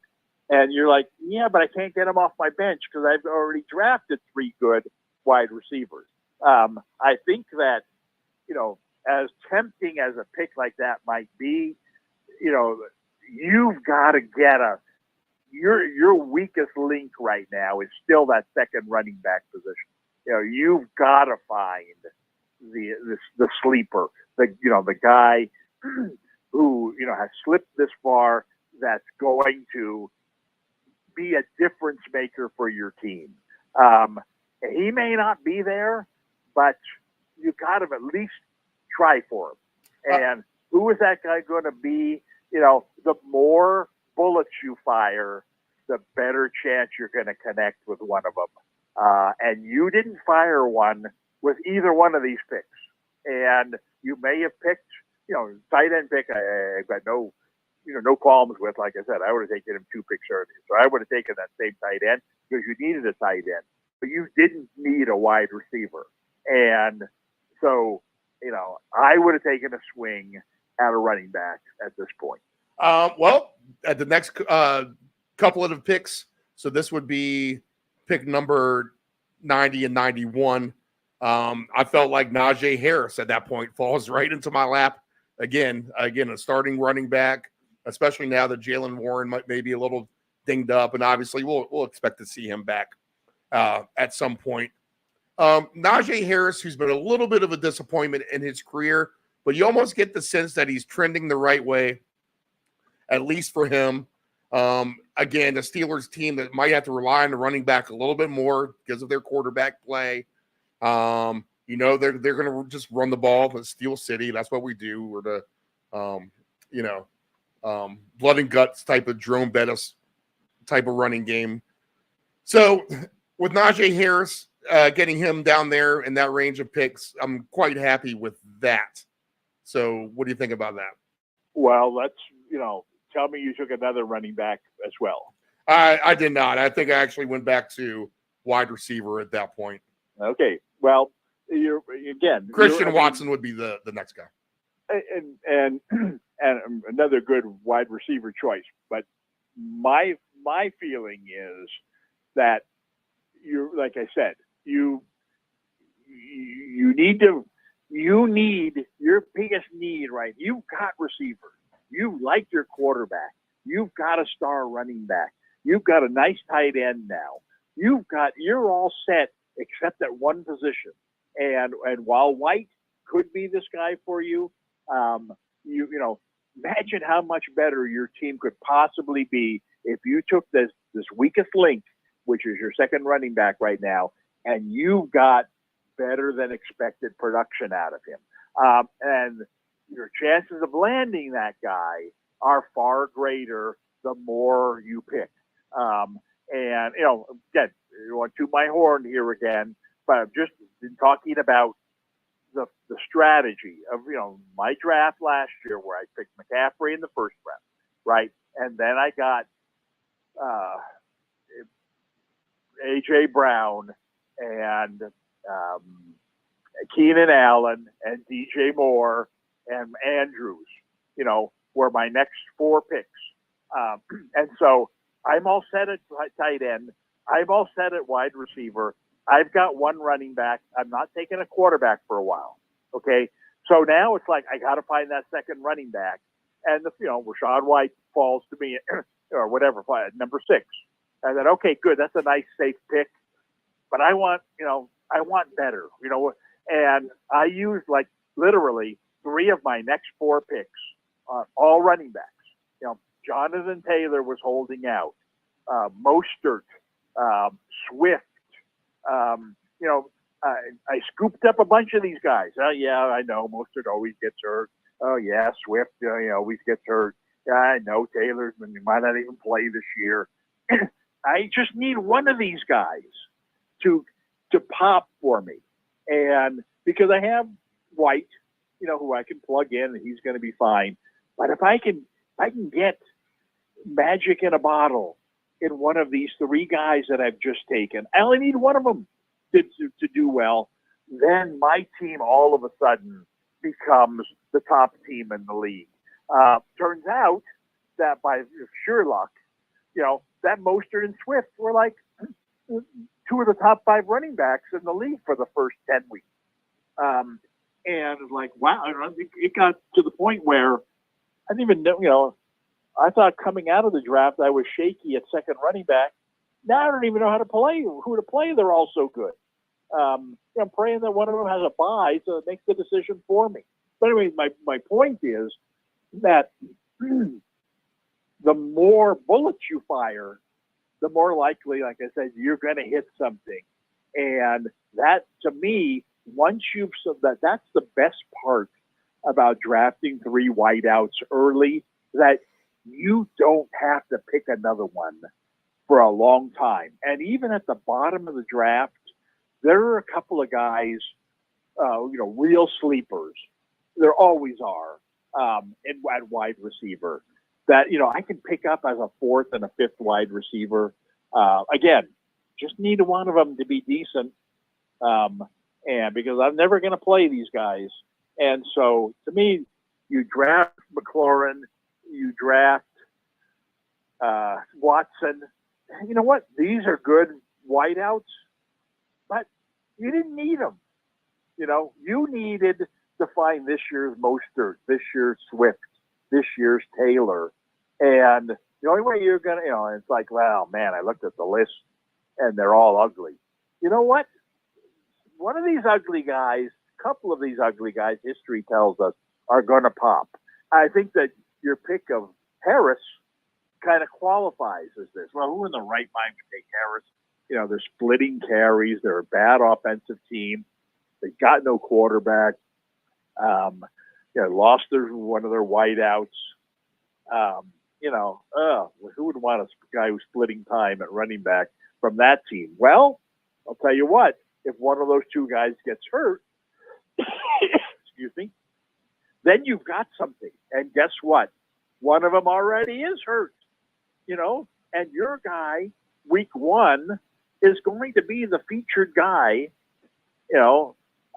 for Pittsburgh, and you drafted him in the 8th round. I mean, pencil him in right now as your starting running back, and without even knowing who the Raiders are playing. This is a guy you got to play in week 1 because he's their offense. They got no backup. And then week 2, when Warren is still out with his hamstring injury, hey, I got another no-brainer. I'm going to play him again. And now, if Warren's thing lingers or becomes more serious or whatever, you might have lucked into this year's Mostert if that were to happen. And so that's kind of my point, is that these guys way down on the list, if there's an upside, that makes them far more attractive. Normally you would say, well, there's really no upside to Harris. He's not going to play that much. Well, the only thing that could possibly happen to help him is that if Warren were to get hurt, and who can predict that, right? Well, we're not predicting anything. He is hurt. This is great. If Warren weren't on the team, Harris would have been drafted 4 rounds ago. And he's not on the team for week 1 and week 2 or however long it is. So that's my thinking. That like I said, the best part about solidifying yourself at a certain position is that you don't need, it's going to be tempting, There's going to be McLaurins out there. There are going to be Watsons out there. These guys are all really good fourth and fifth receivers. But it's like, you know what? I'd love to have these guys, but I don't need them. What I do need is to find this gold mine second running back. And that's, to me, that could be the difference in winning a championship and not winning a championship. It's a long shot. Nobody's better at long shots than you are. Right. And, but I would, at that point, start going, buy my ticket on the long shots, because that's what this roster lacks. So running backs available that late, you would be talking about, and I'll tell you who my fourth running back ended up being, and I'll just fill out my roster at this point. But I went ahead and scooped up Zeke in the later rounds. Maybe he can find himself with some re-enlightened magic, especially as a fourth running back on my roster. But guys, these are names I'm assuming you would say let's take a stab at. The Tyjae Spears of the world, right? Exactly. Maybe a Trey Benson. Who? Arizona. Right now, he's the 92nd.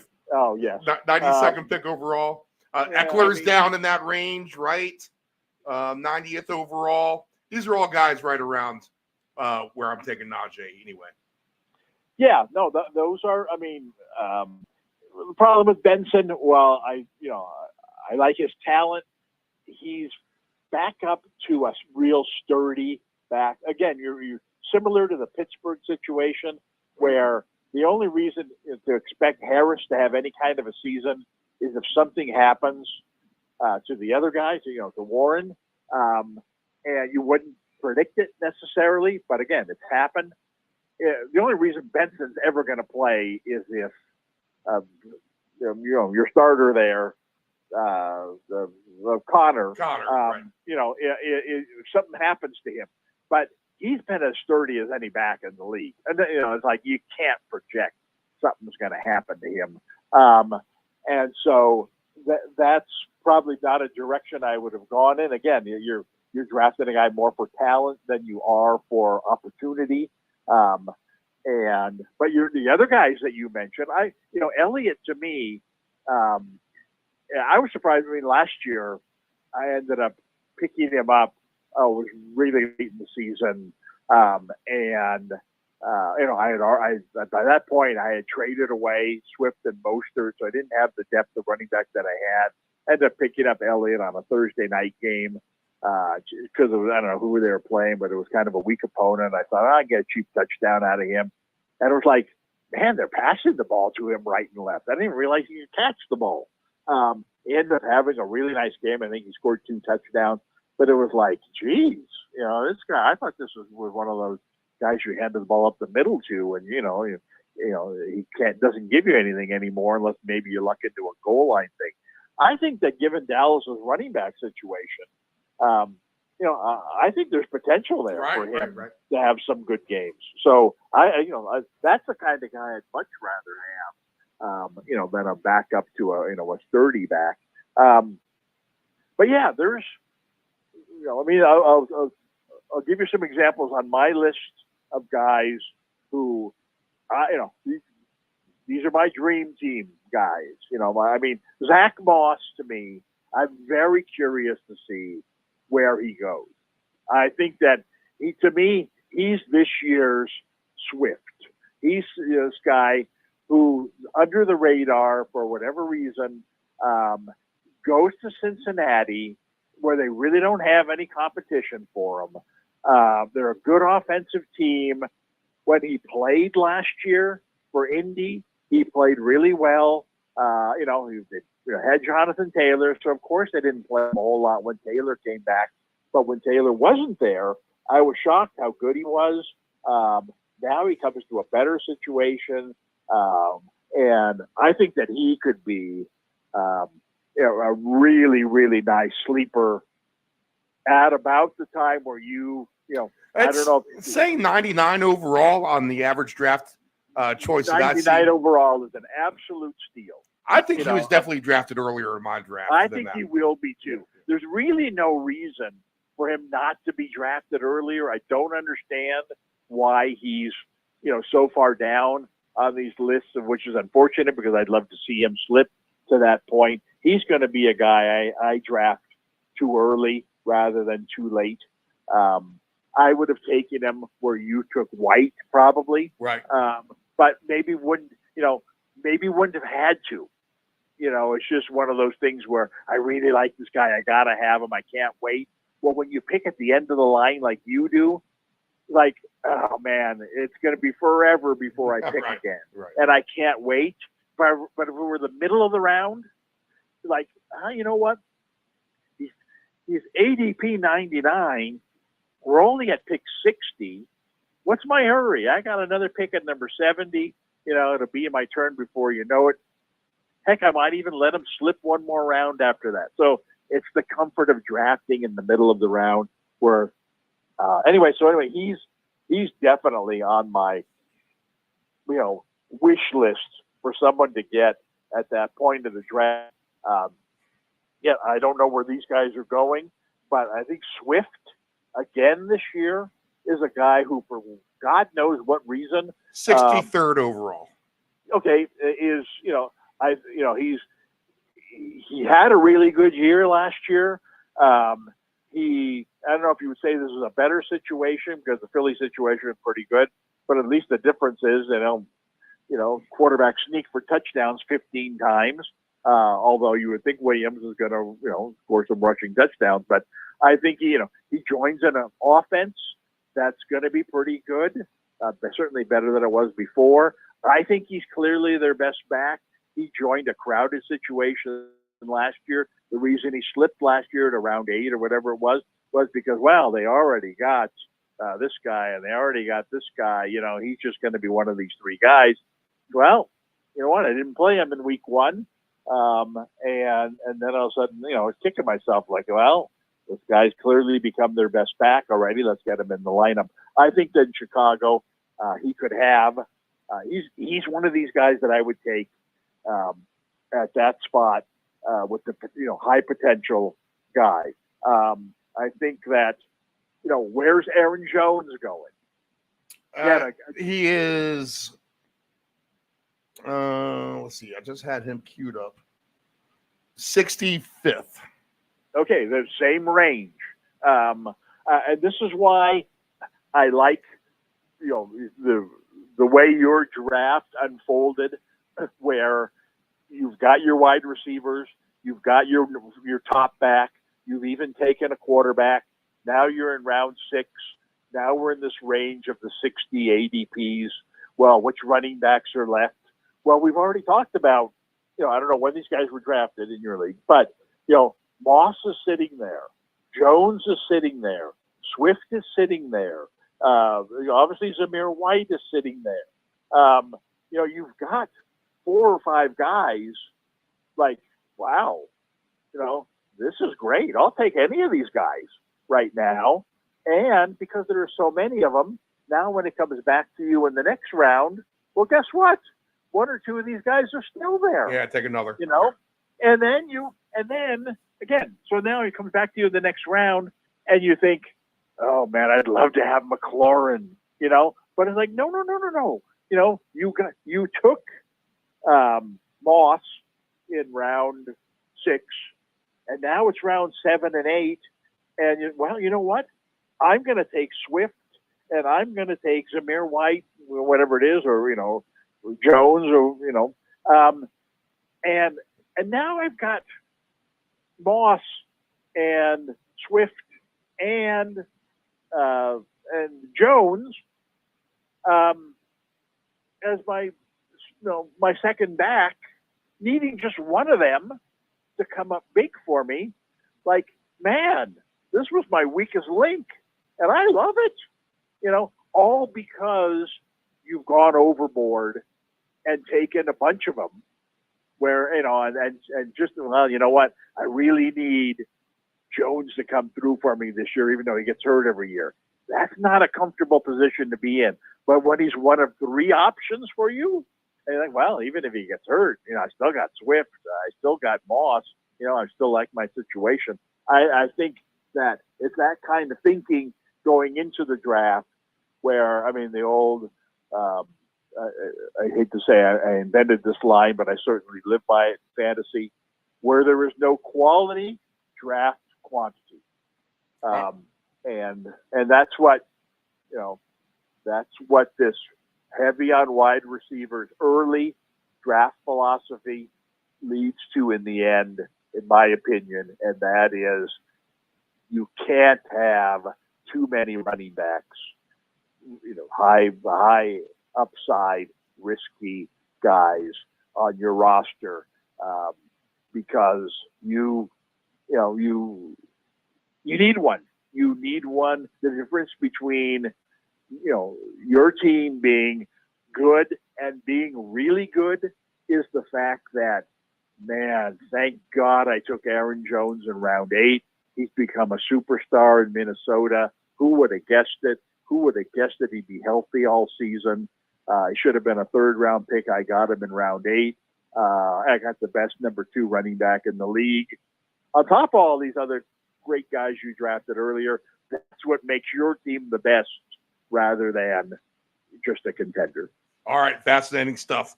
I filled out my team with these guys. Actually, my last pick overall, and you mentioned about being able just to get wide receivers late. Tyler Lockett, so he's going as low as the last pick overall, right? And then backup tight end Cole Kmet, backup quarterback Jaden Daniels, and then I scooped 1 defense and 1 kicker for now. Defense being the Chiefs. I went with an old reliable leg and Nick Folk for Tennessee for my kicker. I get it. It's outside. I probably could have taken a dome guy. But I use my old Patriot roots and my loyalty there to a good, savvy old kicker who can still kick the ball pretty good. Well, I'll say 2 things. Number 1 is watching the 49er highlights anyway from last night, and seeing the kickoff that was returned for a touchdown or down to the goal line or whatever it was. I really think the new kickoff rules are going to really be good this year. I think it's really going to add to fantasy the fact that you're now going to be able to get, if you've got the right team, you're going to be able to get a cheap touchdown here and there out of your special teams that you wouldn't count on in the past. To me, in years past, when you were drafting a defense special teams, you almost never thought about the special teams aspect. Yeah, 5 teams are going to score special teams touchdowns this year. I'm not even going to think about that. I'm going to go with the one that I think is the better defense. This year, you really should think about who is the team that's most likely to take advantage of the kickoff rules. Now, granted, it's a stab in the dark, but I think you could actually draft a defense/special teams a couple of rounds earlier this year to make sure you get the one that you think. Okay. And I think that team is Baltimore. Baltimore is a team that's had good special teams. Right. Harbaugh has the special teams kind of coach, and they've got a lot of athletes. They got a good defense on top of that, so you get it's a double win for you. I would take Baltimore's defense earlier than you would normally take a defense. I say the same thing for kicker. Where kickers, I'm a dozen. You take them in the last round, unless Audrey's available. I would take Audrey in round 11 or 12 as opposed to 13, 14, or 15, where most kickers are going. I looked for him first, and he was gone. Yeah, well, exactly. You're going to have to, invest a higher pick than you would expect to get him, but he's going to be worth it. It's worth at least thinking about come round 11, where now all of a sudden you're pretty happy with your team, and you're thinking, which you erroneously did, by the way, that I need a backup quarterback. I need a backup tight end. You know what? No, you don't. If you don't draft either, you're fine. Right. What you need right now in round 11 is Aubrey's available. I'm going to take him. Round 12. Ooh, the Ravens defense special teams available. Oh, but I need a backup quarterback. No, you don't. Take do yourself a favor. Grab yourself a starter. You're going to start a kicker. You're going to start a defense every week. Draft yourself a starter there that you really like. And then round 13, 14, and 15, that's when you dig through the trash. And I still say there's no reason, zero, especially this year, zero reason. Okay, I'll take that back. There's a very, very small reason that you would take a backup quarterback this year, because there are so many good ones that are going undrafted. And there are now more and more teams that are only drafting one quarterback, which makes the free agent pool even deeper. But if you're last year, my starting quarterback played 4 plays. He was out for the season. Right. I didn't have a backup. Oh man, I'm screwed. No, I'm not. I just went down to the scrap heap. In week 2, I picked up golf, and he ended up being a top 10 quarterback. These guys are there. And these guys are in. I don't care who got drafted in your league. I'm telling you, there's 5 guys who are undrafted that you could pick up and plug in a quarterback, and you will still be, a good team. The fact that you got Daniels so late is probably, in my mind, the only reason that I'd even consider taking a backup quarterback is I love Daniels. I think he could be really, really good. I think that's just why I took him at the end of the day, too. I'm like, if Stroud gets hurt, at least I have a guy who's going to be running a lot and, has a chance to pass the ball down the field a lot, et cetera. Oh, exactly. And, and like you said, this is I mentioned where the gold mine and running backs are guys who catch passes. And we're quarterback, it's clearly become the guys who run. Look at the top 2 scoring quarterbacks last year, if I'm not mistaken. Were guys who ran the most. And that's not even Jackson. I'm talking about Allen and Hurts. All their success. They didn't have great passing seasons necessarily, but Allen ran the ball like crazy, and Hurts, of course, scored 15 touchdowns. The quarterbacks that run are like I said, worth their weight in gold in fantasy. Now, Daniels, is a big question mark as to, he's a rookie, he's a little guy. Is he going to be able to stand in there? He's on, one of the weaker teams. But I think he could be really, really good. And as a 15th pick in the draft with nothing else, anything else that you really like. All right, I wasn't planning on drafting a backup quarterback, but I would take him. Tight end, I'd say the same thing about. I see no reason to draft a backup tight end. I just think that's a waste of a roster spot. I would much rather take the deepest sleeper. Give me Vidal, if that's how you pronounce his name, as someone who, or even Mason, the 49ers backup. Give me one of those guys in round 15 as a complete stab in the dark. A guy who will probably end up cutting in a couple of weeks anyway, rather than a tight end that I hope I never have to play. If I do, I'm in big trouble. But that's, and you mentioned, wide receivers at the end of the draft. I think there are 2. I don't know where they're going, but again, these guys are on my wish list of guys I hope are available. Round 12, round 13. Maybe I've completely misdiagnosed, them of where they're going. But my boy Jameson Williams, 105 overall for him. Okay, so maybe waiting until round 13 is too long. At round 11, he's still sitting there. As a 5th whiteout, a guy with that kind of potential, I'd take him. And then the guy who's got to be drafted earlier than this, guy who I would, especially if I had three good receivers like you, guy who I would take as a fourth receiver, as a very high ceiling guy is okay. Let me think of Brian Thomas. Yeah, he's actually going high. Well, my draft, he was dropping significantly. Not like people didn't even realize he was there. But his average draft position right now is 85 overall. Okay, well that's kind of where I would expect him. Ninth round. Right. And you look at your situation. If you followed my game plan and instead of taking McLaurin where you did, and again, I got no problem with McLaurin. I think he's really good.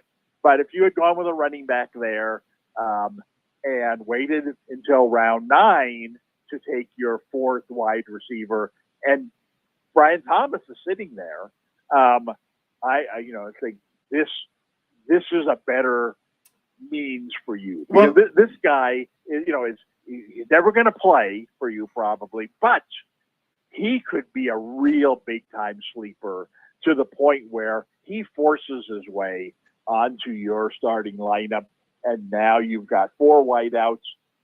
Put you in a position where, well, you know what? I can turn around and trade maybe a DJ Moore because I got problems at whatever, tight end or whatever. But I think Thomas, to a far greater extent, Williams, to a far lesser extent, are these two potential, big time sleepers in the draft that are perfect selections for teams that don't need a wide receiver. I mean, like you, if you're going to pick your wide receivers in the second, third, and fourth round, then you can afford to have Thomas and Williams as your two receivers that you drafted in round 10 and in round 11 or whatever. I think that's the perfect roster. Other notable receivers, just since you're bringing it up, and I'll mention a running back or two as well, and then we'll go ahead and wrap it up. But Deontay Johnson's down there. You have Jacoby Myers still, Marquise Brown, who was up a lot higher at one point. Of course, banged up now, is all the way down at the bottom of this list now. But you have Romeo Dobbs. You have guys like Lockett, like I mentioned. You have Jerry Jeudy still. Shaheed for New Orleans. Guys like that. Xavier Leggett for Carolina. Maybe he can pop out. And the one running back that kind of stood out for me, that way down at the bottom, getting picked up here towards the end of the drafts, is Tyler Algier. Especially if something were to happen to Bijan, and they do like Algier, and I get it, Bijan's going to be great, but Tyler Algier all the way down to 133rd overall on this list. Yeah, that I mean, certainly based on how we did last year, that's way too low. I would hope that this year he plays less. I would hope that this year that they'd realize that they have this sensation, kind of treat Robinson like the 49ers treat McCaffrey, which is, yeah, we know we should be playing the other guy more. We know he's, we should be resting him more. But you know what? Screw it. We're just, going to keep feeding him the ball because we can. We'll cross our fingers that he doesn't get hurt. So, yeah, that's, that to me is the biggest thing about Algier. That, they've got a whole new approach there. And so you kind of got to throw out what's happened in the past and just look at the roster and say, man, if I were coaching that team and I had a choice to give the ball to Robinson or to give the ball to Algier, I know who I'd be giving it to. Another guy who you mentioned him before, a guy who is a boomer bust kind of guy way down in the draft is Eckler. And I don't I mean, I understand why he's going, why he's lost his elite status. But he was elite not that long ago. And I don't think he's necessarily done. He's not a has-been. He's not Zeke, Elliott. He's not, one of these guys that were just hanging on. And maybe, why is he still playing? Oh, man, this is embarrassing. Now he's gone to the worst team in the league just to be a backup. I would hope he's better than that. And this Washington team that could be, much better offensively. This guy is a proven pass catcher out of the backfield. Not like he reminds me of Kamara a little bit in the sense that, these guys used to be a lot better than they are now. That doesn't mean they're bad now. And especially these pass catchers. I think that he could be Washington's backup running back who plays 5 snaps a game. And you know what? I just wasted a pick because I was watching his game film from 5 years ago. But at the same time, I think that he's, it wouldn't shock me in week 1 of the season to see him have more touches than their Robinson, just because he's a better back. And they're similar in the sense that, well, it's not like one guy's going to pound it and one guy's going to catch passes. They're both kind of similar. They're both kind of pass catchers. And I think they're a good fit with the quarterback. You've got to pay attention to their quarterback. He's such a great runner, and that's going to open up things for these guys, these running backs who can get around the end. I don't know. I think he could be a big surprise as someone you draft really late. All right. I think this is a fabulous exercise that we've executed today. Going through the mishaps of fantasy drafting to getting your setup proper, going through a mock draft, et cetera, what to do when we get into the later stages with your quantity over quality theory after the running wide receivers early. So I think from top to bottom, Dave, excellent job today. Well, thank you, and you too. But the moral of the story here is mock drafts are good. Yep. Mock draft. I mean, you see now that, example, you drafted McLaurin at a spot where you thought he was a really good pick, at a spot where I don't think he was a good pick. And so now you go through another mock draft where you use the same drafting strategy. All right, let's draft the running back first. Let's get our 3 receivers. And then let's follow what Dave said. I really like a couple of guys who are available here around 5, 6, or 7. He says no. He says take running backs.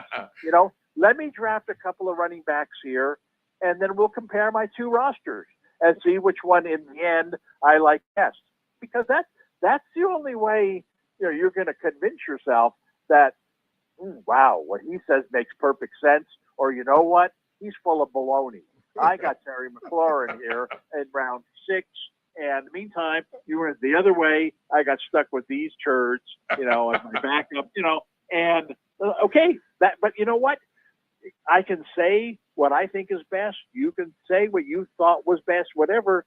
The proof's in the pudding. And it's not like, well, I got to learn from my draft last year. I made this mistake and I'm not going to make that again. You can go through these mock drafts and make mistakes, try different philosophies, see if it's better to pick high, it's better to pick low, do you need a different strategy, and learn a ton without ever having to suffer through a season because you thought McLaurin would be a great pick at number 7, or man, why did I listen to Dave, and draft, Swift when I could have had DJ Moore got injured the first week. I die to have McLaurin. Instead, I've got these 3 terrible running backs that he told me to take. You know what? Fine. But mock draft for yourself, see how it turns out, and then look at it and say, all right, which roster would I rather have? And then come up with a strategy. going into your draft, that's proven in some way. So I think that there's a ton to be learned from doing your own, not just studying mock drafts, because you want to do something that resembles your thinking. You want to try, if I'm picking 10th, is it best to go wide receiver here? Or is it best to go running back, or, one of each or whatever? And the only way you're going to really convince yourself one way or another is try it out in a mock draft, see where it ends up, look at your roster in the end and say, all right, you know what? If this happens to me on draft day, if I'm stuck at number 10, well, this is the direction I'm going to go in. And then you're ahead of the game. Okay. All right. Next week, we'll put together some big money tickets. All right. That'll be the plan for next week, as we will be right on the doorstep of real NFL football. Sound like a plan? Absolutely. Right. I'm just going to bow to your expertise when it comes to big money tickets.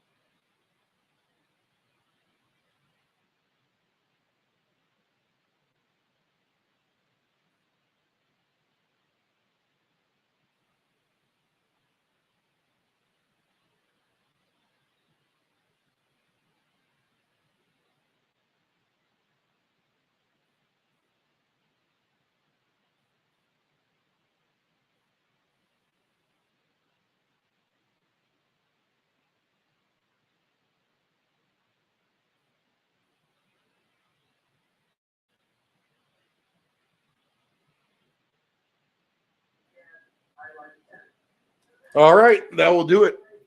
This is the round robin. I am Stephen Murray. We appreciate Dave Del Grande, nephew Dave, the Ant-Man, and we will come back to you next Sunday for one more preseason week.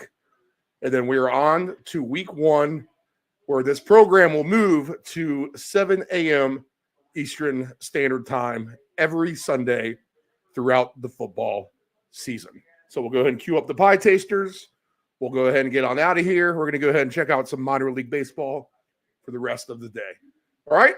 Go Tides. Good luck on all your fantasy drafts if you have them this week. And we'll be back next Sunday.